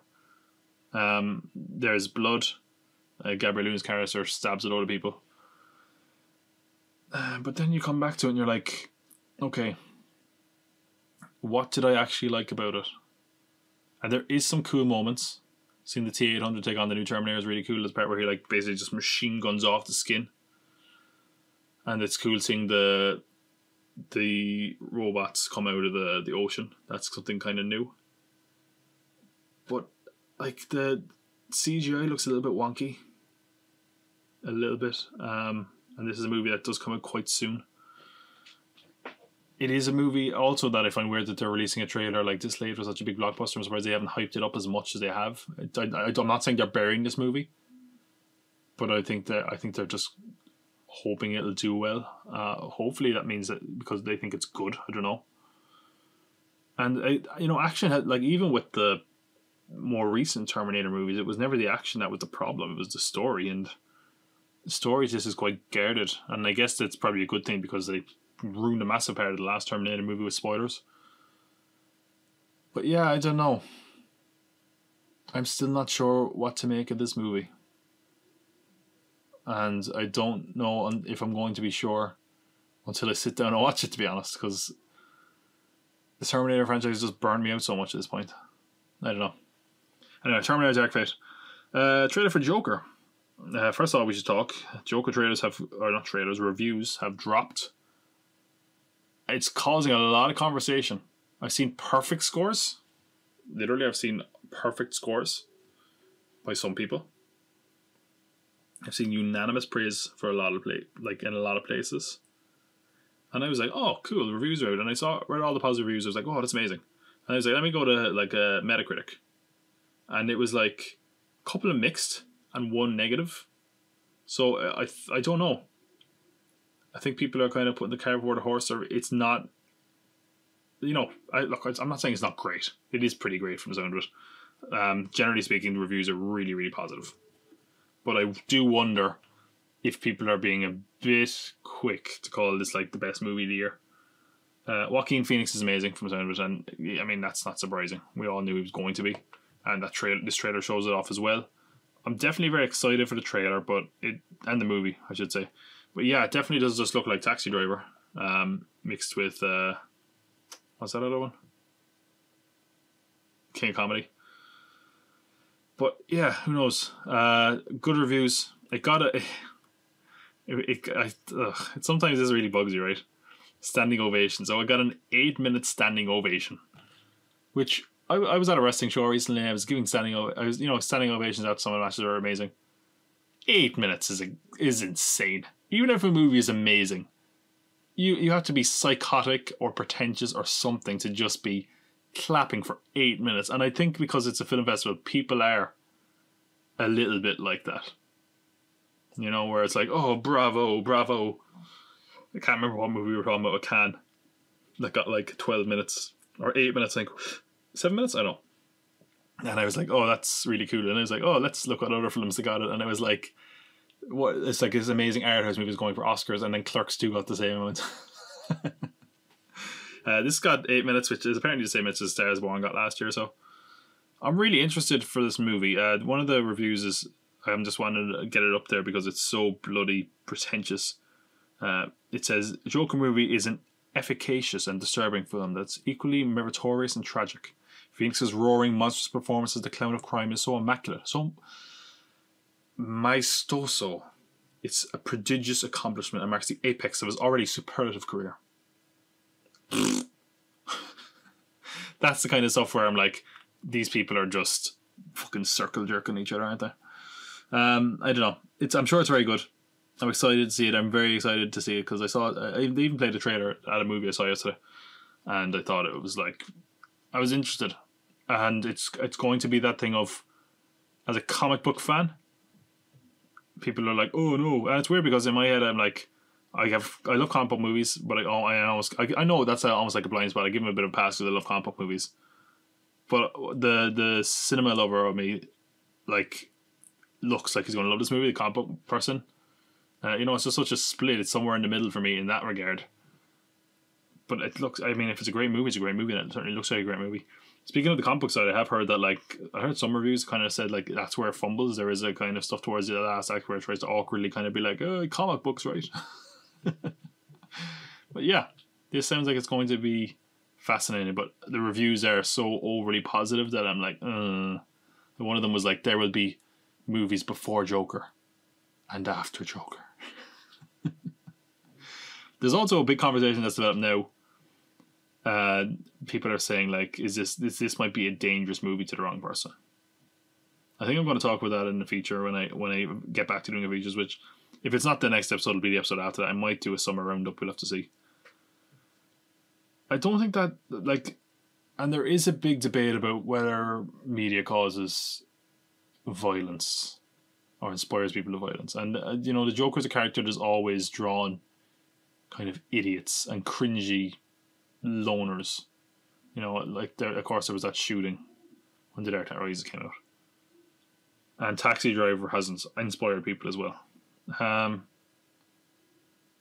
It's an interesting conversation, but I think it's too mature a conversation for a lot of people, unfortunately. But we will see.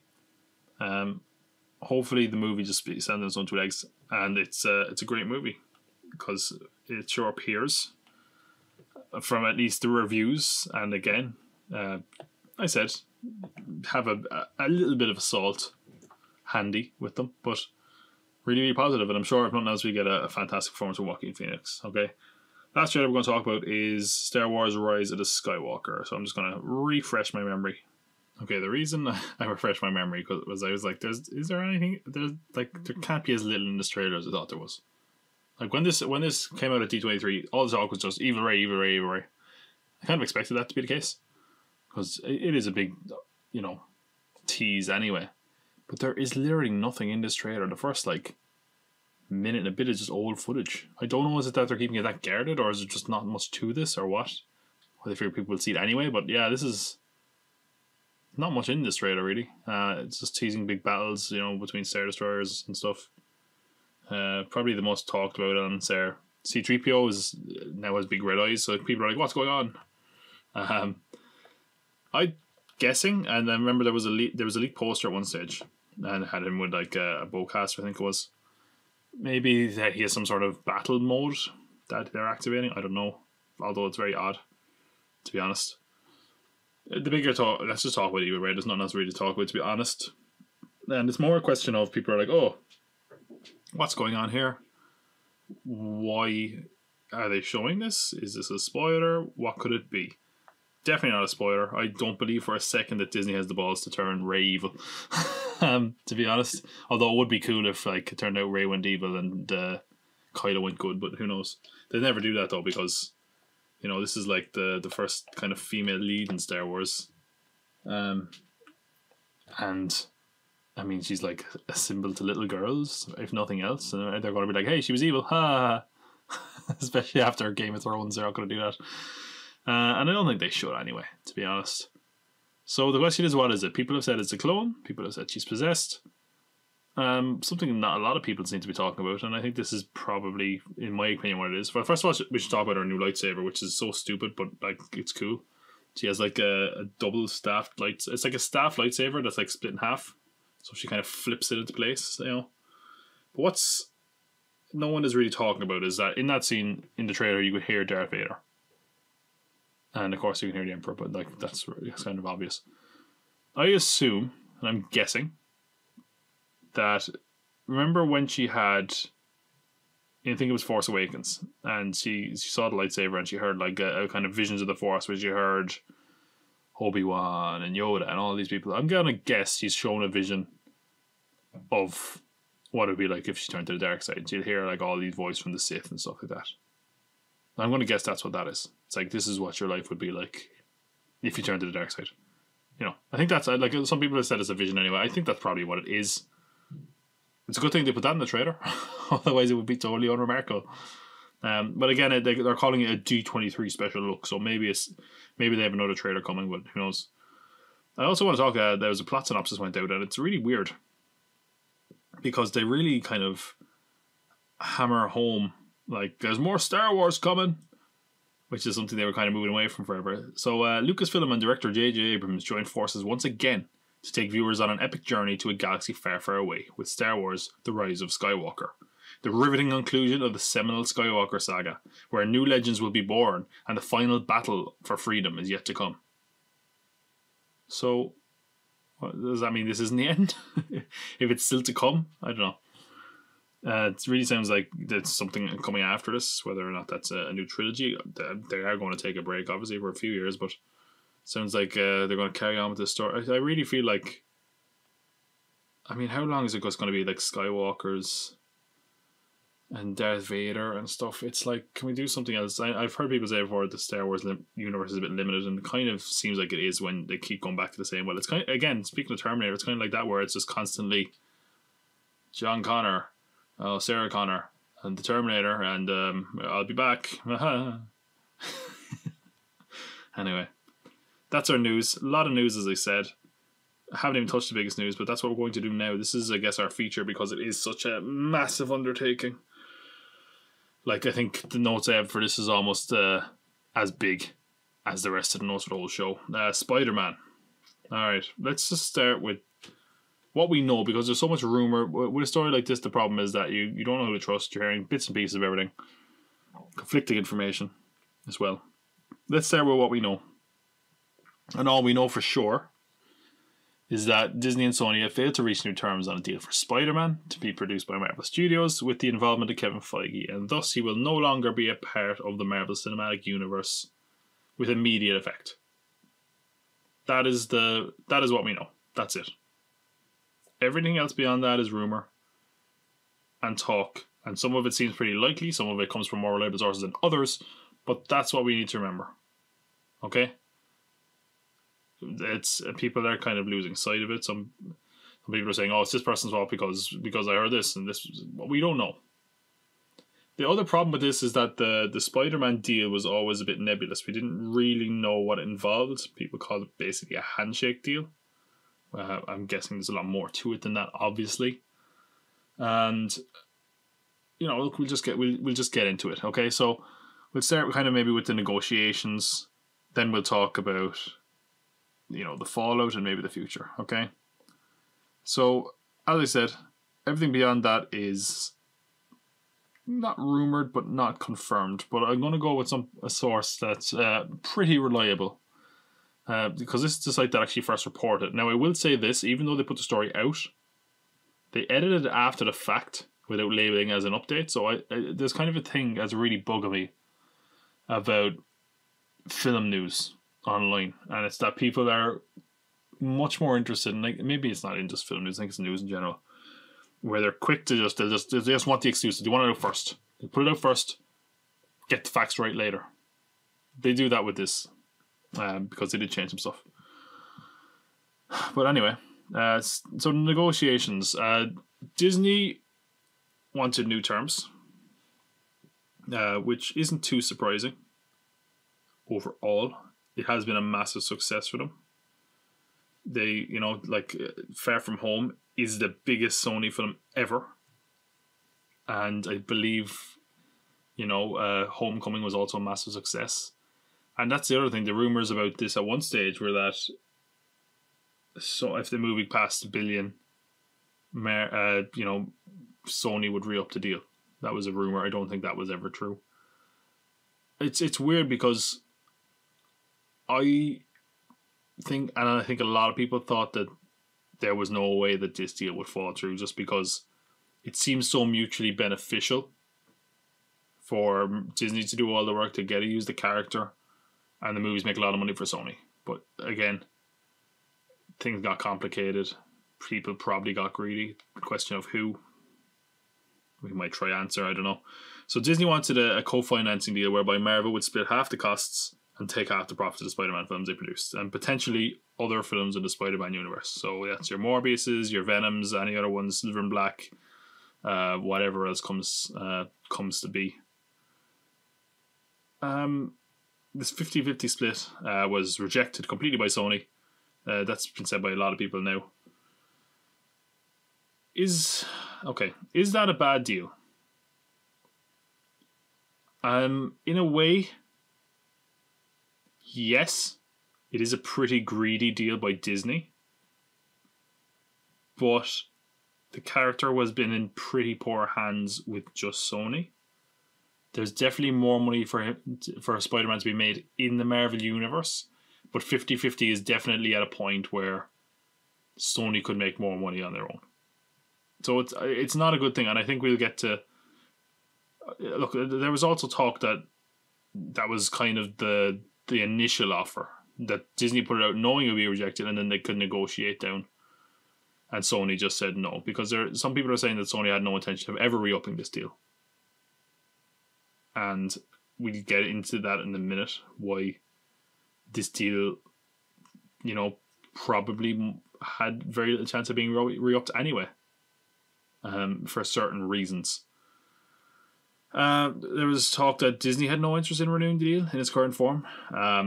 At the moment, apparently they get 5% of the first dollar gross, which is very little, actually. It sounds like a lot, but it's not. I think first dollar gross is like the gross it makes on its opening day, maybe its opening weekend, which is not a lot of money, really, in the larger scheme of things. And there was talk that Sony were willing to come up to 30-70, which is, honestly, if that's been unconfirmed. If that was offered and Disney didn't take it, then Disney are dumb and greedy. That is a really good deal for Disney, to be honest. We don't know if negotiations will be begun again, or if they will. Again, this story keeps changing, keep developing. It's been nearly 2 weeks old now. But there was talk again that there was some form of negotiations have started up again. All we've heard are rumours, though, on that front. And if they were starting to talk again, we'll only get rumours until they reach a deal. They could be talking again. They could not be talking again. We will have no idea, to be honest. Let's talk about Fallout. And I want to push this theory first. I wonder if it's even a theory. A lot of people have bought into it. It seems quite likely. I think that the news of this talks, or I guess more accurately, the results of this talk, were a leak by Disney and Marvel. And the question is why? I think Disney were aware that if this news got out in the court of public opinion, it would get people on their side and pressure Sony into coming back to the table. I think even though Disney are the bad guy in a lot of cases, even though they're the kind of big monopoly, people care about Spider-Man enough and are happy enough with Spider-Man in the MCU that Disney were going to be seen as somehow the little guy in the fight, and Sony are the bad guy for taking Spider-Man away from Disney. And even though it was successful, and I think they did that. Is it going to work? It could have the opposite effect, to be honest. I think it was a good chance it could have leaked anyway, but I do feel like it was Disney. I do think as well, that the fact Sony put out a statement and Disney didn't really indicate that it might be true, but they didn't really put out their own statement, kind of possibly says that could be true. I think it kind of worked, to be honest. When you look at the kind of trends, a lot of them are, say, Spider-Man from Sony. And I think people really are more annoyed at Sony over this, and it's not necessarily their fault. I understand why people think it's their fault, because they screwed up Spider-Man quite a bit. In fact, I would say before Homecoming, they hadn't made a good Spider-Man movie in over 10 years. In fact, there's probably more bad to average Spider-Man movies than good ones. But at the same time, they made Into the Spider-Verse, which is one of, if not the best Spider-Man movie. So it's hard to call, really. Alright. Sony's statement said, much of today's news about Spider-Man has mischaracterized recent discussions about Kevin Feige's involvement in the franchise. We are disappointed, but respect Disney's decision not to have him continue as a lead producer of our next live-action Spider-Man film, the Sony spokesman said. We hope this might change in the future, but understand that many new responsibilities that Disney has given him, including all their newly added Marvel properties, do not allow time for him to work on IP they do not own. Kevin is terrific, and we are grateful for his help and guidance, and appreciate the path he has helped put us on, which we will continue. Right. Let's look at that statement, break it down a little bit. They're obviously mad. Because that initial story kind of made when it first broke, really kind of, I wouldn't say it painted Sony as the bad guy, but it definitely kind of felt like Sony weren't doing business. It puts the blame very much on Disney. They make it sound like Disney walked away because, they wanted Kevin Feige to work on their Fox stuff, basically. And it's kind of crazy. Like, the amount of stuff Kevin Feige is working on anyway. What's one more? Because he's like, the guy's a crazy workload already. But still, I'm guessing like they're basically paying money for Feige. And I'm guessing, based on this statement, it sort of implies that Disney wanted more money for Feige's services, and Sony weren't willing to pay for it. Most people are saying that basically Disney wanted more Spider-Man takes up Kevin Feige's time, and it could be better spent on the new Fox stuff. They felt it would only be worth spending, or worth, taking up this deal if they were to get a decent profit. And, there's truth to that as well. Being part of the Marvel Universe has really boosted Spider-Man's standing. I mean, Spider-Man was a bit of a joke with the Andrew Garfield movies, and Sony were a joke, really. I thankfully saw Sense after The Amazing Spider-Man 2. I think a lot of people are worried about him going back there. But again, you can't be Spider-Man. I think he's the most merchandised superhero. I think he's the most successful superhero in merchandise, which shocked me. Disney still had the merchandise rights to Spider-Man, and I think they still have the television rights, at least in animation, of Spider-Man. So they're still going to make a lot of money off whatever Sony do. But of course, there is money being left on the table, both in solo Spider movies, if they get a cut of that, whatever that is, and of course having him as an Avenger, unfortunately. What else do we have to talk about here as far as this falling apart? There's reports that Kevin Feige actually, this just shows this guy's passion, which isn't, it's insane. This guy, he needs a holiday, man. Apparently, he spent time trying to get Venom on track, which has nothing to do with his universe. I guess maybe it was just goodwill gesture. Maybe it was to see if they could possibly put it in the Marvel universe. I don't know, but they're not getting any money from that. That was just him overseeing it, maybe thinking he could help. I don't know. Show good faith. Now, also apparently, the head of Sony did a lot of work in there, and we will get to him in a sec because there's a very important thing there that needs to be discussed. And there was also apparently, I'd heard, and again, this is something that isn't confirmed because we kept thinking back and forth of is Spider-Man in the Venom movie? Is Spider-Man in the Venom movie? They're saying now, or at least one report was saying that he was in the movie at one point, and that Disney pressured them to cut Spider-Man because that would be immediately implying that Venom is part of the MCU. So, I don't know. Don't know any information on that, but regardless, let's talk about why this deal could have fallen apart. Probably a key part in getting it made. Amy Pascal, who was former head of Sony, she gets a lot of crap thrown her way, and she probably should. I believe there were some leaked emails where she was pretty nasty. And she's definitely made some crap movies at Sony as well. But her and Kevin Feige go way back. I think he might have been her assistant or something at one point. And she was pivotal to the Spider-Man deal happening. And she seemed, regardless, very, very, happy to have Spider-Man as part of the MCU. But she is not with Sony anymore. And hasn't been for a little bit. And I think even when she split from Sony, they were like, this won't affect Spider-Man properties. But of course it will. Especially when the deal comes up for renegotiation, which it has, obviously. The person who's head of Sony now is a guy called Tom Rothman. And if you don't know that name, Tom Rothman is the former head of Fox. 20th Century Fox, obviously. Under him at Fox, his superhero expertise is the X-Men. And of course, I guess the Fantastic Four, Daredevil, going way back. He, at least at the time, was never a big fan of superhero movies. He actually tried to bury the first X-Men movie. Didn't really promote it. Gave it an awkward time slot.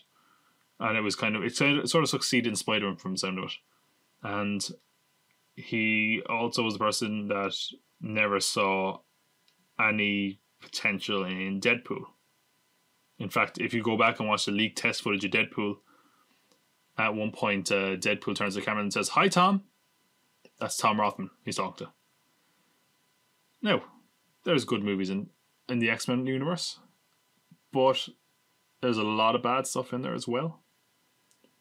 You can't completely tear the guy down.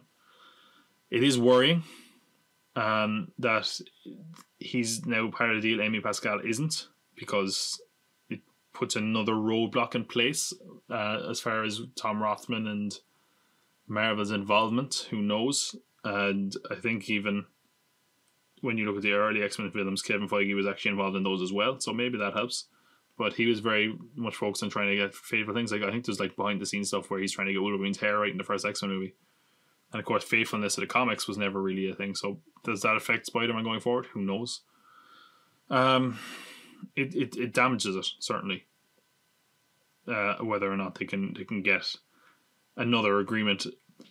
As far as the people involved in this, who have spoken out about it, of course, a lot of the Marvel actors have said it because they want to try to get pressure on Sony, quite obviously. And the thing about negotiations like this that could resume and that are going to be very, very important, no one is showing any weakness. Everyone's saying, we're going to be grand, we can move on. Of course, obviously they have to. They can't be like, oh God, we're ruined. Kevin Feige came out and said this deal was never meant to last forever. And I mean, it was always a good chance it mightn't. Just because, a deal like this, like, as much as this is kind of sad if you're a big comic book fan, sad if you want to see Spider-Man with the rest of the Avengers, a deal like this, in general, was almost unprecedented. The fact that it was the thing at all is kind of shocking. And it's great that it is. It was, I should say, not is. But it won't entirely be surprising if it doesn't come back. Because, he says it was never meant to last forever. I don't believe they think that. I think they definitely thought that this was going to be renewed, as a lot of people did. As honestly, I thought it would be as well, because like I said, there was a lot of money to be made for both sides. Sony can make their Spider-Man spin-offs, and they still make a lot of money off Spider-Man. Probably the most critically liked version of Spider-Man, certainly since the Raimi movies.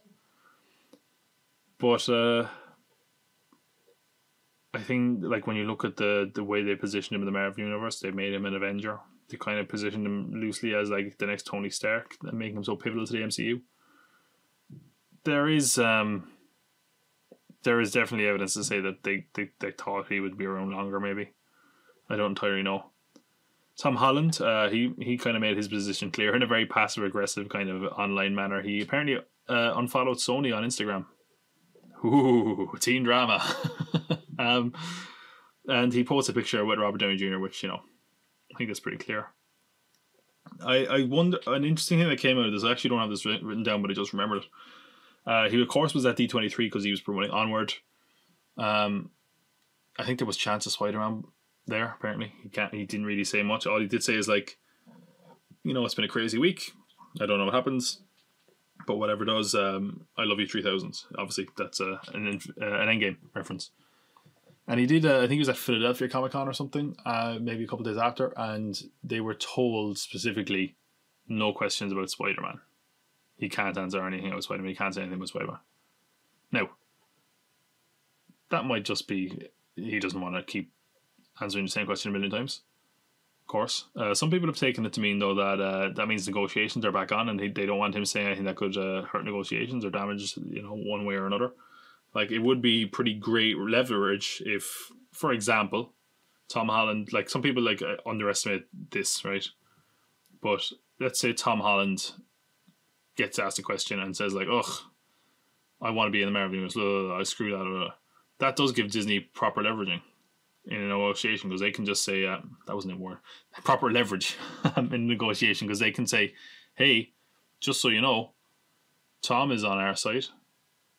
Do you want to have to recast Spider-Man again? It's something like that would make an impact. Now, at the same time, Holland, I think, does have a few roles at Disney, but Sony have a couple of roles lined up as well. So I don't think he's going to show allegiance one way or another.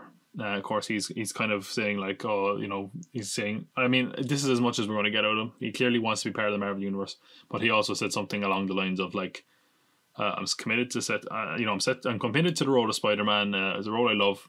It's a role of lifetime, and the next film is going to be different, but it's going to be great. Blah blah blah. Another one is the director of the last two films, John Watts. Now, he hadn't been confirmed for another entry, but he was asked about it a lot, as often is the case on press circuit for this one. And he seemed to have villains in mind, if nothing else. But yeah, he's not signed off for another film. And this is where things get kind of interesting. Apparently, Disney are trying to steal him for the MCU. I don't know, is that just kind of a middle finger to Sony? I don't know. But he hasn't signed a deal for Spider-Man anyway. Maybe they'll go in a different direction and get another guy. Regardless, John Watts mightn't be back either. They're kind of breaking up the band, if nothing else. But again, if you're doing a Spider-Man movie that is going to be so different to the last one and it's not going to be in the universe, maybe they want a fresh blood. And that kind of brings us to, I guess, the future of Spider-Man. What happens next for Marvel? What happens next for Sony? What happens next for Spider-Man? Look, Marvel and Disney are going to be fine, obviously. They didn't make much money off him anyway. Having him in the Avengers movie was great. And of course, in Civil War.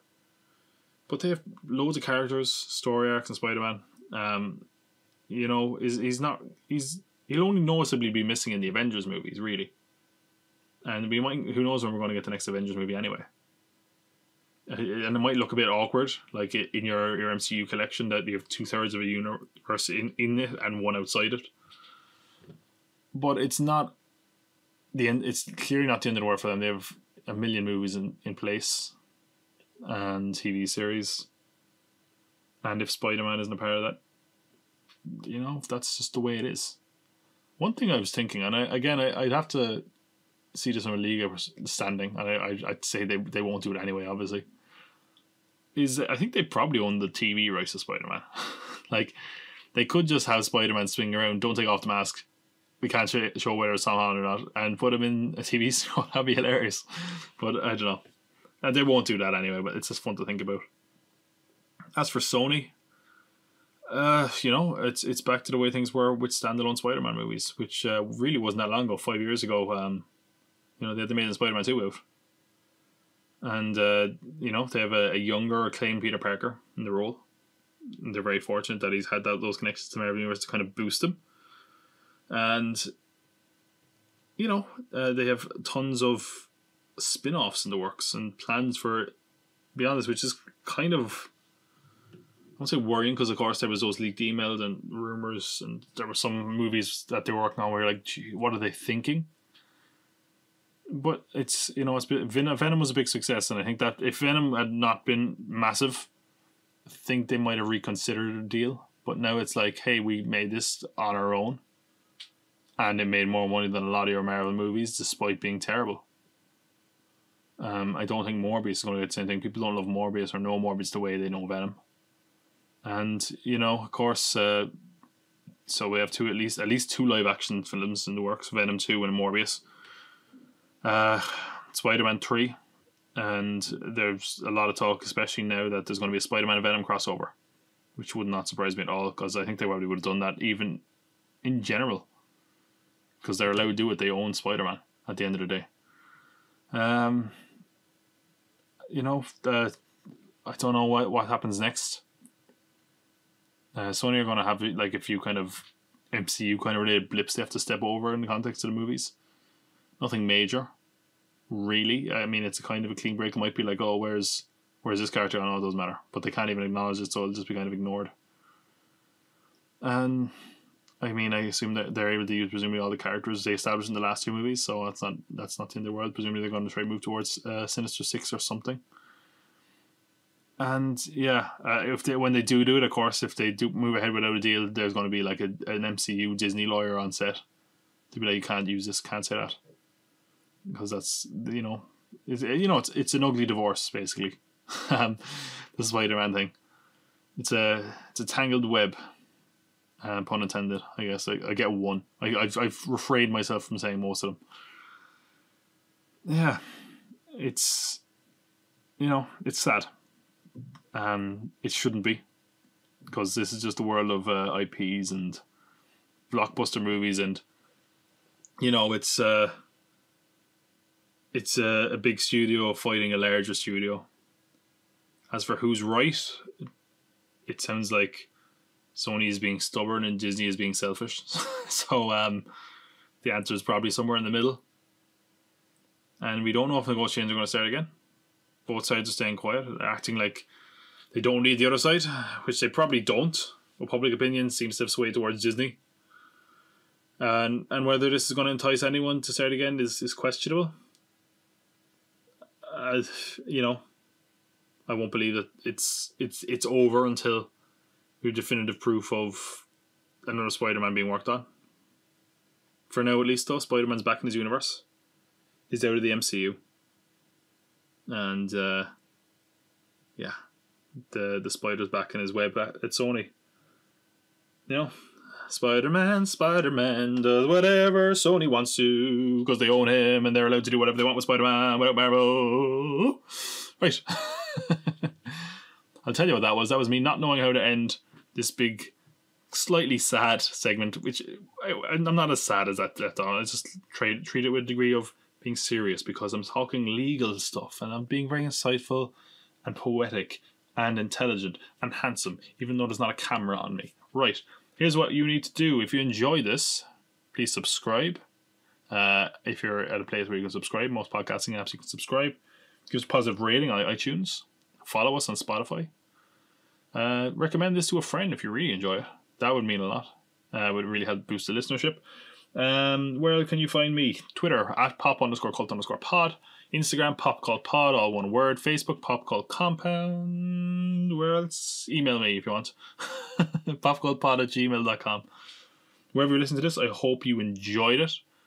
And check out the YouTube channel. A lot of great stuff gone up there. I put up a game of Who's That Pokemon. Recently, the review for Hobson's Show. That was really just a fight scene with the fake Tompott went up.